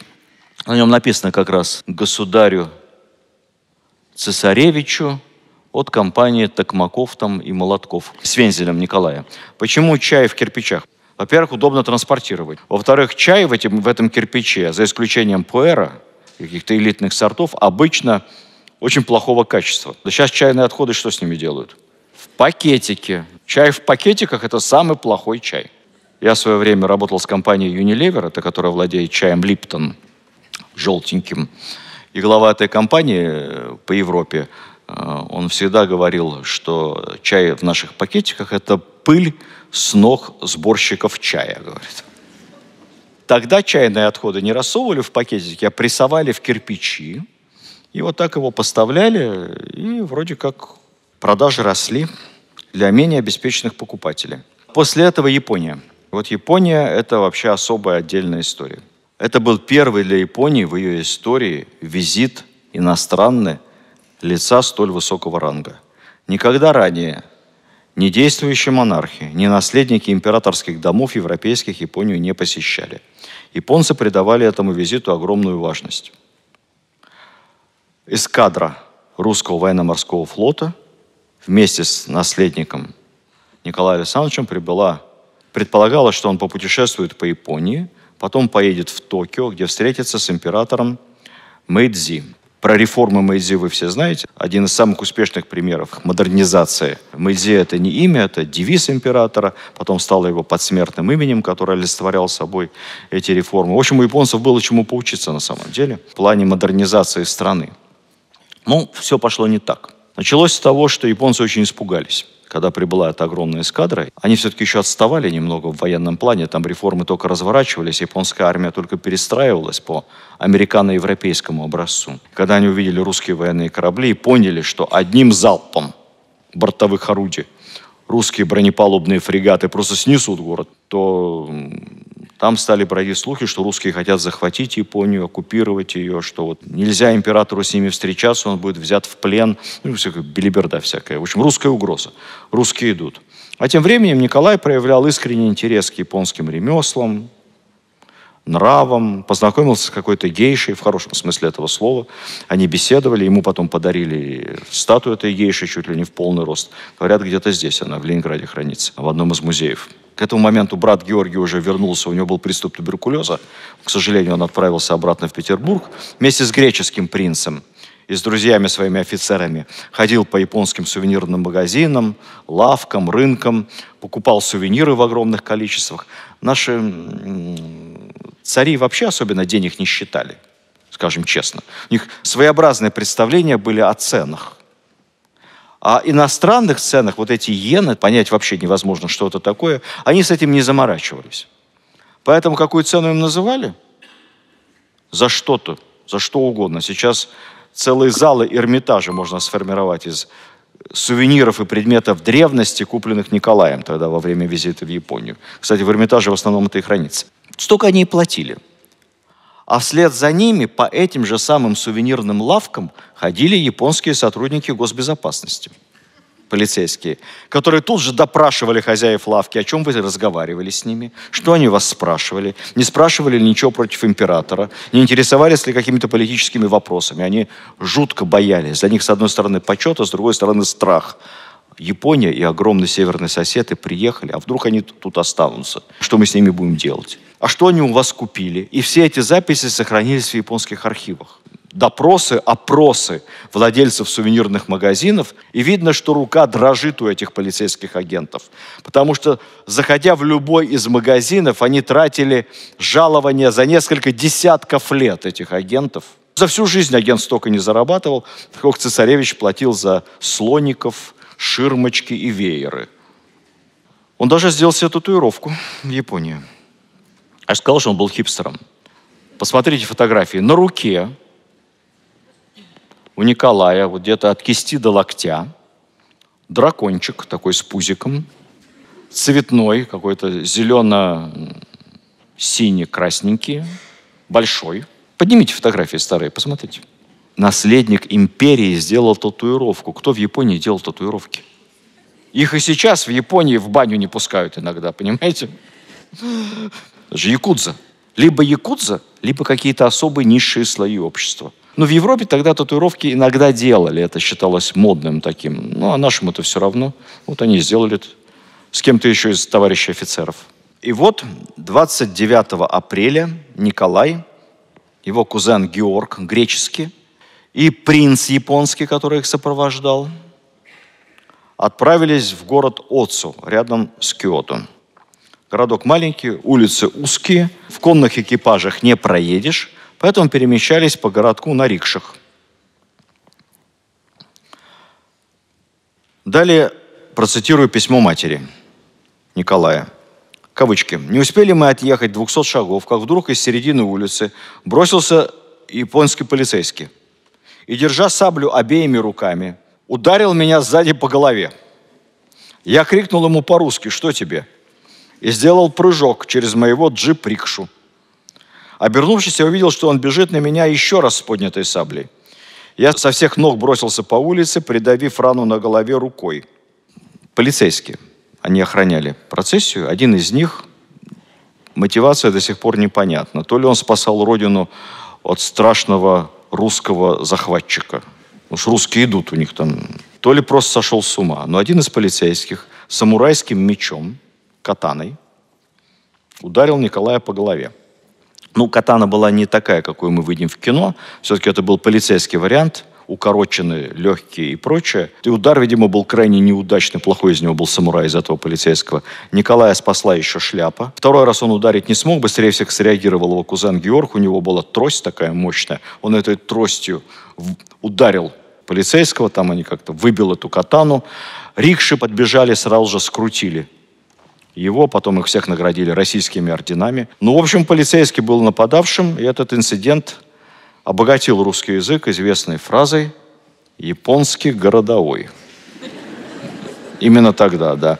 Которой у нас принято замещать более крепкие выражения. На самом деле медицинское заключение диагностировало несколько ран головы. Во время обработки одной из ран был извлечен осколок кости длиной около 2 сантиметров. То есть он ему все-таки раздробил череп. Кровотечение было страшное. Вы знаете, любая царапина на голове – это потоки крови. Близко сосуды все. А когда вот так вот пробили череп, японцы были потрясены, требовали смертной казни. Но самое интересное, по японским законам, иностранец ведь не считался в Японии равным японцу. Поэтому за покушение на иностранца смертная казнь не предполагалась. Его отправили на пожизненную каторгу покушавшегося. И там очень подозрительно, буквально через пару месяцев, он скоропостижно скончался. Ну, так всегда бывает. Помните, как после покушения на Кеннеди или на Ленина, как там все быстро очень с покушавшимися происходит. В знак уважения к раненому цесаревичу на следующий день были закрыты Токийская биржа, школы, театр Кабуки, все развлекательные заведения. 5 дней по всей Японии гейши отказывались принимать клиентов. Для покоя Николая Александровича, он жил в гостинице, экипажам и рикшам было запрещено подъезжать к отелю, и коляски снимали с колес и доставляли на руках, носили. На корабль доставили горы подарков от простых и непростых японцев. Все это потом тоже отправилось сюда, в Петербург. Так что можно было сэкономить на сувенирных магазинах. Огромное количество всякого этнического разнообразия. В общем, в итоге было принято решение в Токио не ехать, обидеться, развернуться и поехать домой через Владивосток. Дальше случилось немыслимое. Узнав, что отказывается обиженный цесаревич, раненый, ехать на встречу с императором, император покинул резиденцию, чтобы навестить раненого цесаревича. И прибыл к нему в отель. Протокол предполагал, что у входа в отель его встретит цесаревич Николай. Но при входе в отель императора встретил офицер и сказал, что Николай плохо себя чувствует и встретить императора не может. Но поскольку император прибыл издалека, то цесаревич готов его принять через полчаса у себя в номере. И император поднялся в номер к цесаревичу, чтобы проявить уважение и почтение. Он прибывает в номер, цесаревич возлегает на диване в халате с перемотанной головой. Голова обвязана, кровь на рукаве. И вот так практически полулежа встречает императора. Но, в общем, было продемонстрировано максимальное презрение к этим япошкам, чтобы им было стыдно. Им было стыдно до такой степени, что они договорились все-таки на следующий день позавтракать с цесаревичем. Цесаревич соберется с силами и даст званый завтрак в честь императора, так и быть. Но завтракать они будут на борту русского военно-морского корабля. А никогда нога императора ранее не вступала на борт чужого судна. И это было очередное табу, нарушенное ради успокоения России. И император на следующий день завтракал с Николаем Александровичем на борту его яхты-фрегата. Вот так, надо сказать, осадочек остался. И, как говорят злые языки, с той поры всегда за глаза японцев называл Николай II исключительно макаками. Ну, как вам сказать, это не было слишком оскорбительно в рамках того времени. Ну, тогда как-то проще относились к этому. Краснокожий, чернокожий. Как-то не обижались на это. Я вот нашел Бенуа, художник, искусствовед, большой интеллигент. Вот он писал с началом русско-японской войны, кавычки, «Эти нахалы-япошки, макаки желтомордые, вдруг полезли на Россию». Интеллигентно так, по-питерски. То есть это не было особо обидно, ну вот так вот. Я, кстати, не знаю, почему так сейчас вот в Америке обижаются на использование этих слов. Мы же не обижаемся, когда бледнолицами называли. Ну, нормально. Возвращение через азиатскую часть России, Владивосток, Николай Александрович с тачкой, с лопатой, открывает участок Транссиба очередной. Фотографии есть известные. Закладывает памятник адмиралу Невельскому, тому самому, который, помните, да, где русский флаг единожды поднят, он опускаться не должен, самозахватившему амурские земли. Дальше долгий путь домой.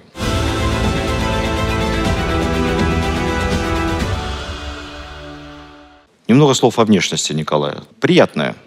Рост 170 сантиметров. Ну, это сегодня может считаться средний, тогда это чуть выше среднего. На фоне Романовых он казался невысоким. Романовы очень крупные мужчины. Все-таки отец у него богатырь Александр III, прадед Николай I вообще за 190 куда-то под 2 метра. Дядя, главнокомандующий русской армией, великий князь Николай Николаевич, очень популярный генерал, 2 метра ростом. Поэтому, хотя он был обычного среднего роста и очень спортивный Николай II, но казался на фоне других Романовых таким щуплым. Хорошо знакомый внешний облик его сложился достаточно рано. Будучи еще наследником, у него были такие усики щегольские. Это он как раз в мундире лейб-гвардии гусарского полка, как и Лермонтов.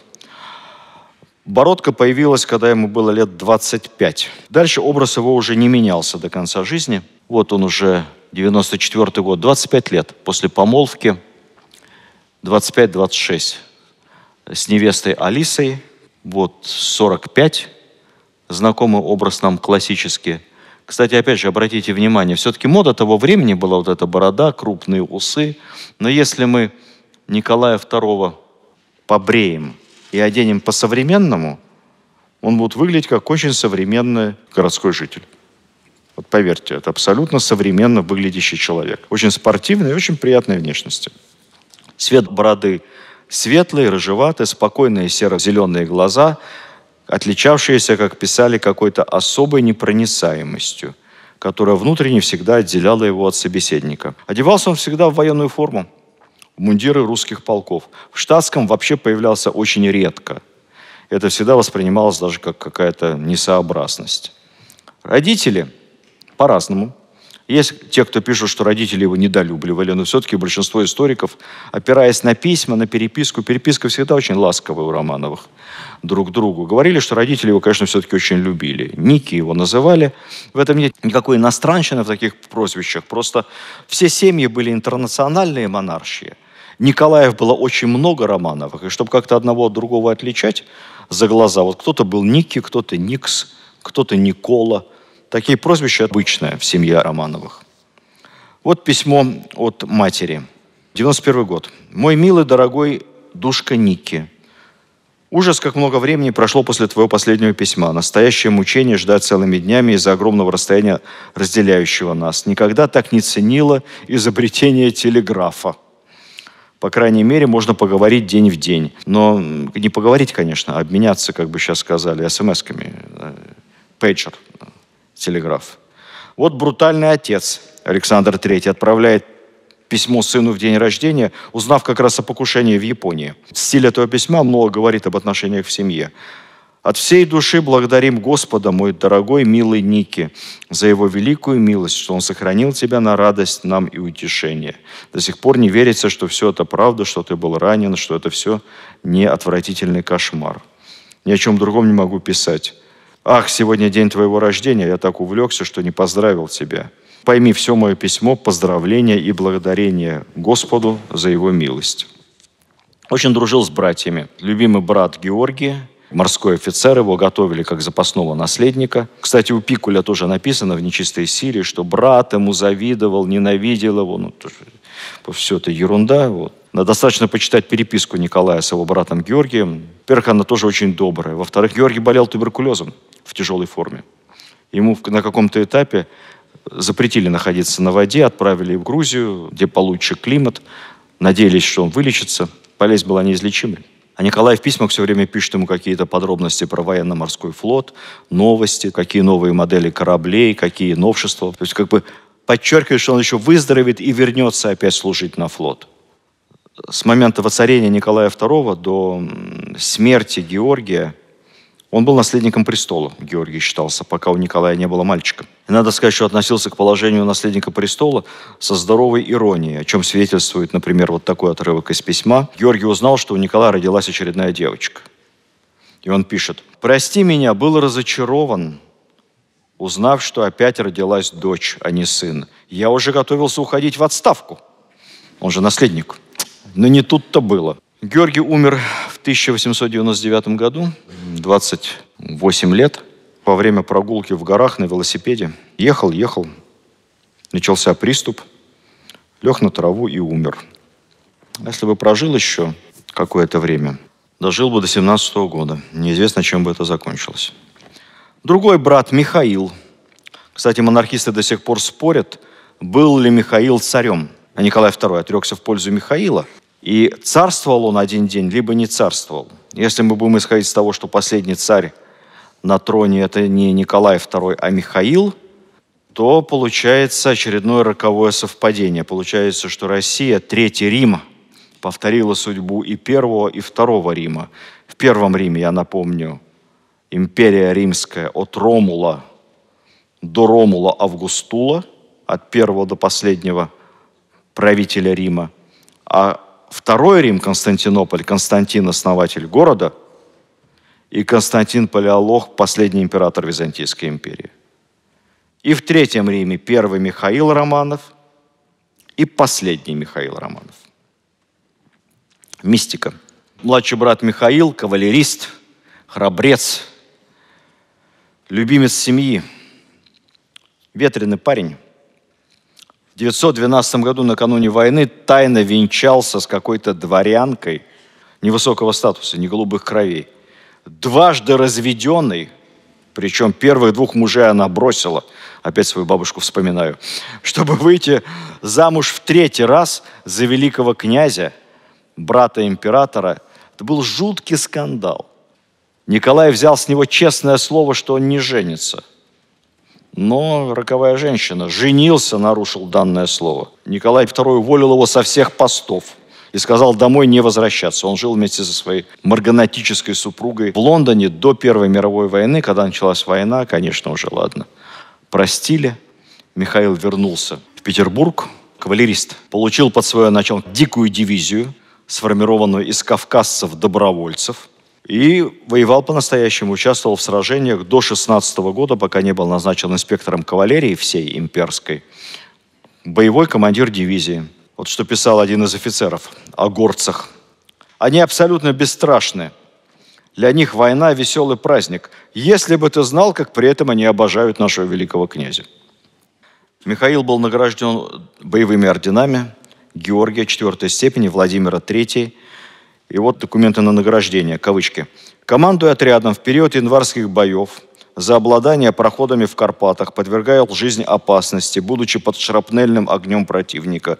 Примером личной храбрости и мужества воодушевлял и ободрял войска своего отряда. Выдержал с 14 по 25 марта натиск превосходящих сил противника, награжден золотым оружием за храбрость». Николай II дал супруге своего брата их потомству титул графов Брасовых. Михаил был расстрелян в 18 году под Пермью. Его единственный сын, Георгий Брасов, учился в Сорбонне, погиб в автокатастрофе во Франции. Искали следы ГПУ, каких-то спецслужб, но ничего не нашли. Может быть, действительно просто случайно.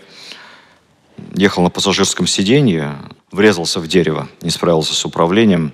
Его приятель-студент. Про сестер я рассказывал в предыдущих лекциях. Одна из сестер Николая Александровича стала профессиональной художницей, в эмиграции зарабатывала тем, что продавала картины.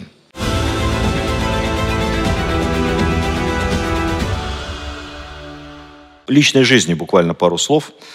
Ну, нельзя, конечно, говорить о молодом Николае, не рассказав о Матильде Ксишинской, особенно в связи со скандалом, который вызвало кино, небезызвестное, не знаю почему. Они познакомились в 1890 году. То есть Николаю 22, Ксишинской 18, на выпускном Императорского балетного училища, вот нашей Багановки. За обедом стали общаться. Тайны это не было ни от кого. Более того, приветствовалось. Ну, нормально, с балеринами, это даже хорошо. Полезный опыт, и девушки приятные, из хороших семей. Вот ни на что особо не претендуют, кроме любви и подарков. Кстати сказать, переход к более близким отношениям был инициативой Ксишинской. Она об этом подробно в своих потом воспоминаниях написала, как это все было. Николай был страшно стеснительным. Честно говоря, не исключаю, что она была первой девушкой у него. Вот там 23 года или 22. О браке с Ксишинской он, естественно, не помышлял. Это все неправда. Это было абсолютно невозможно. Потом ему понравилась Алиса. Они познакомились, как бы сейчас сказали, в семье, поскольку родная сестра Алисы Гессенской была замужем за великим князем Сергеем Александровичем, генерал-губернатором Москвы.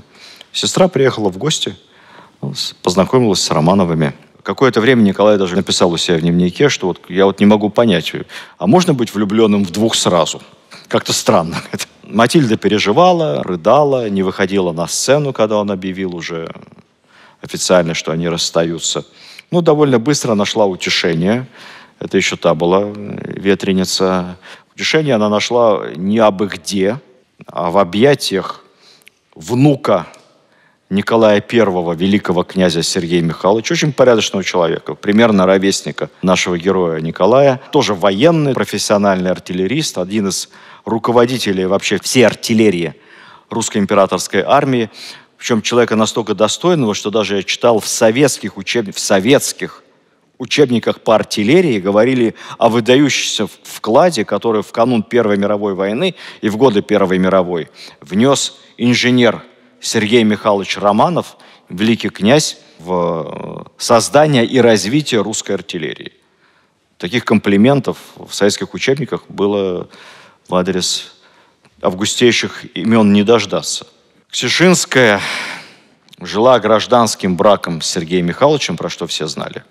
Танцевала в Мариинском театре, скандалистка, добивалась увольнения директоров театров, руководителей труппы, ругалась с Дягилевым, выбивала себе главные роли, получала безумные гонорары по тем временам за свои сольные партии.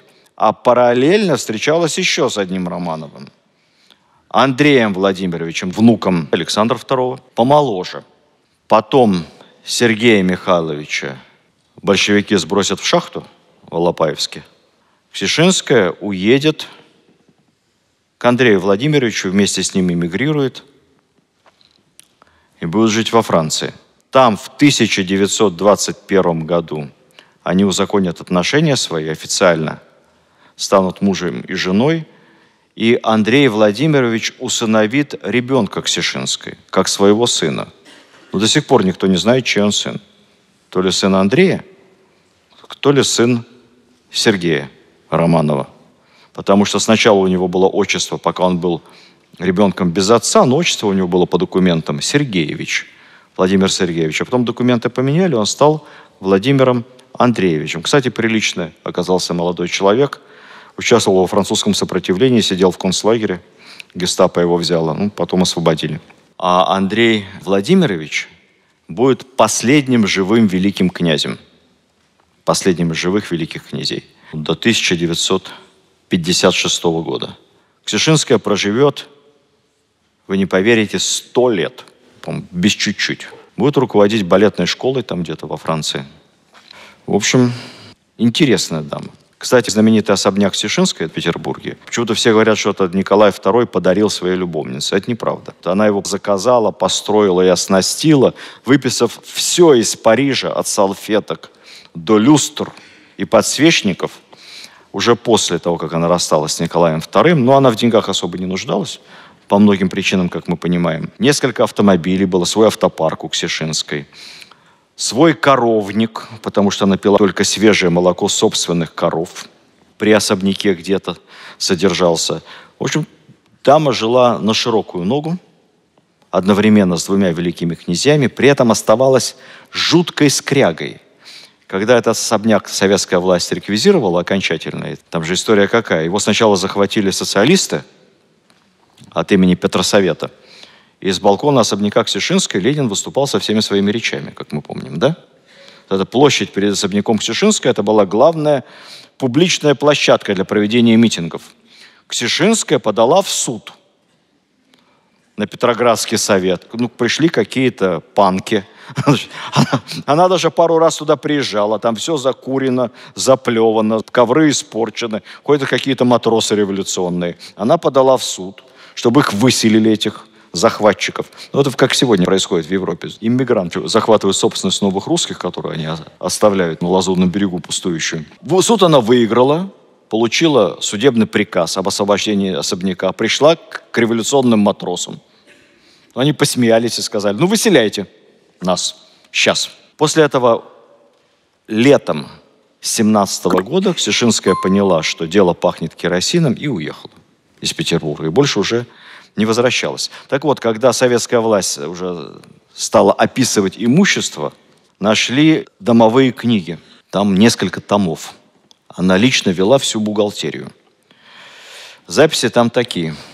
20 томов бухгалтерских записей. Получила гонорар за спектакль 500 рублей. Огромные деньги. Платье 550 рублей. Это вообще что-то немыслимое. Шляпка 115 рублей. Все записывает, все записывает. Дала чаевые в трактире 10 копеек. Доставили борную кислоту 15 копеек 2 склянки. Вот. Девушка была такая, экономная.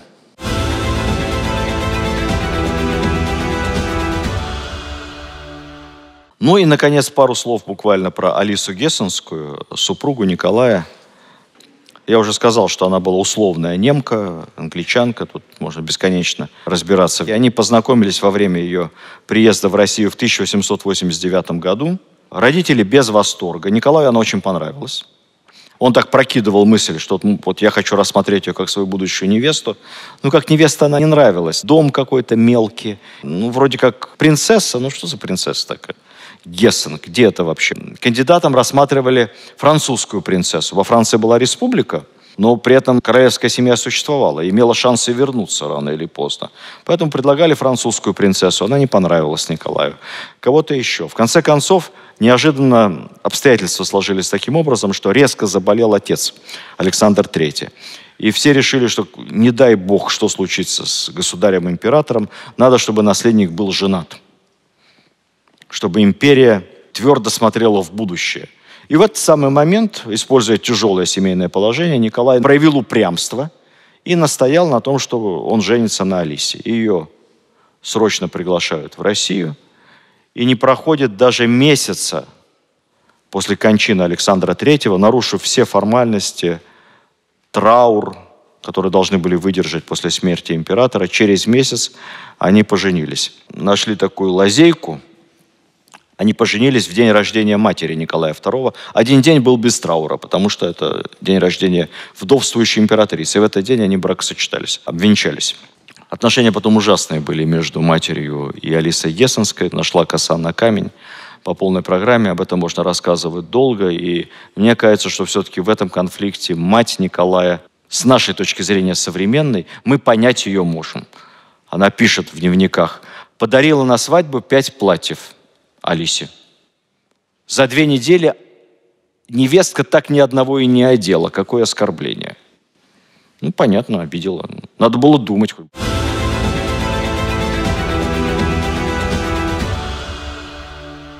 Всю жизнь, с 14 лет, Николай II вел дневник. Очень искренние записи там. Начал в 1882-м, 51 объемистая тетрадь, кропотливо, почти ежедневно. Все сейчас хранится в Государственном архиве. Последняя запись 30 июня 18 года, за 3 дня до расстрела. Дневник в некоторых местах содержит вставки, написанные рукой его жены. То есть жена дневник читала. Это, кстати, говорит очень многое об уровне доверия и отношения. Ценнейший источник информации для современных историков.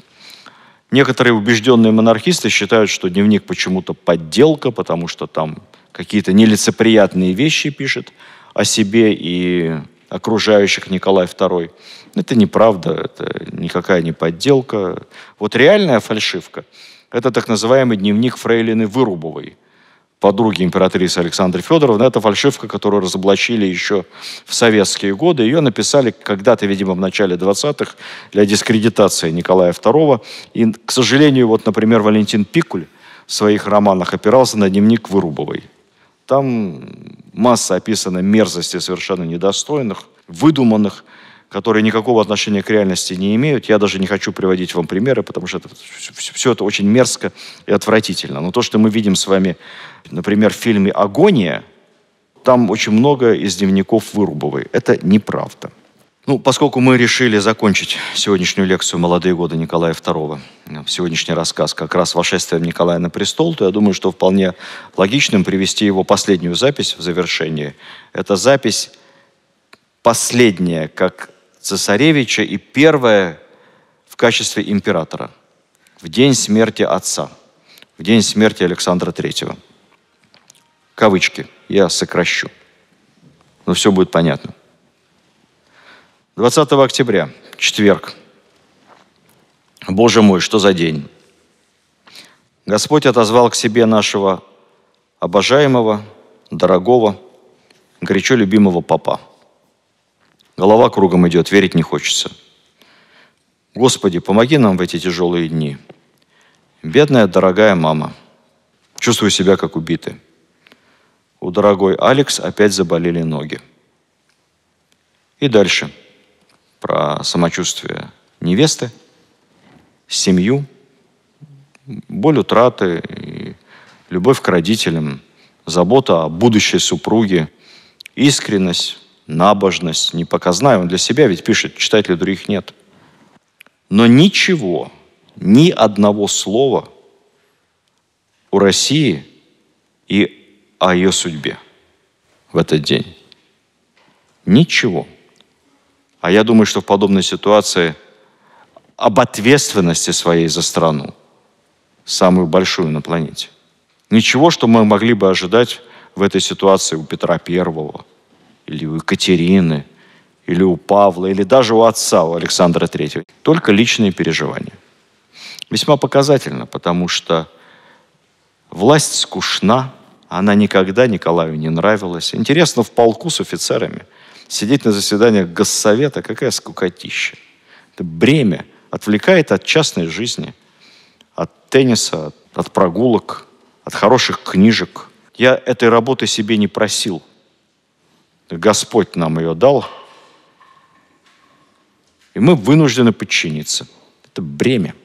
Многие Романовы не хотели власти на самом деле. Помните Александр I и Николай I? Никто из них не хотел править. Но как-то себя заставляли, как-то втягивались. А Николай II, такое ощущение, что он и не втянулся до конца жизни в эту роль хозяина земли русской. Потом была страшная трагедия Ходынки накануне коронации. Потом пошли слухи, что худшего предзнаменования для предстоящего правления и быть не могло. Дурная, страшная примета. А вот верить ли в приметы или нет?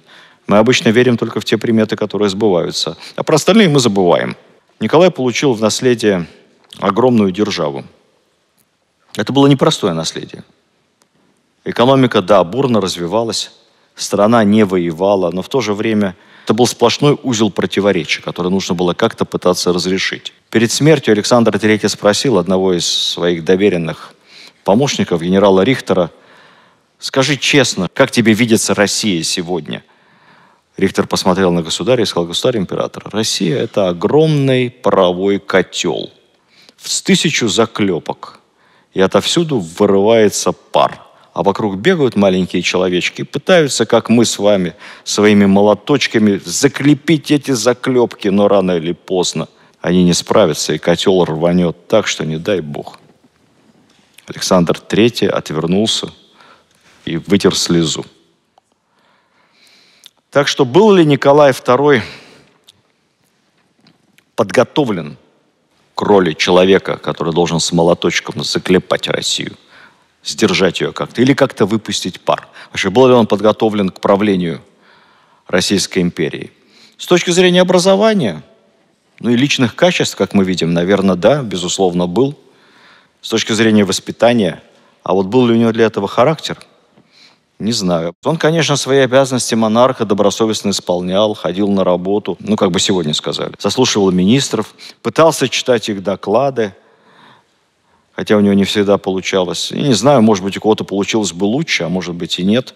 Лидером по рождению он явно не был. Бывают ли лидеры по рождению? Или их выдвигает время? Вот все те вопросы, которые у нас остаются без ответа. Почему я и сказал, что у меня нет до сих пор никакого мнения окончательного о Николае II. Ну и вообще, на многие вопросы наша русская история, к сожалению, оставляет открытый финал. Птица-тройка, куда несешься ты? Дай ответ. Не дает ответа. Спасибо вам за любовь к русской истории. Спасибо.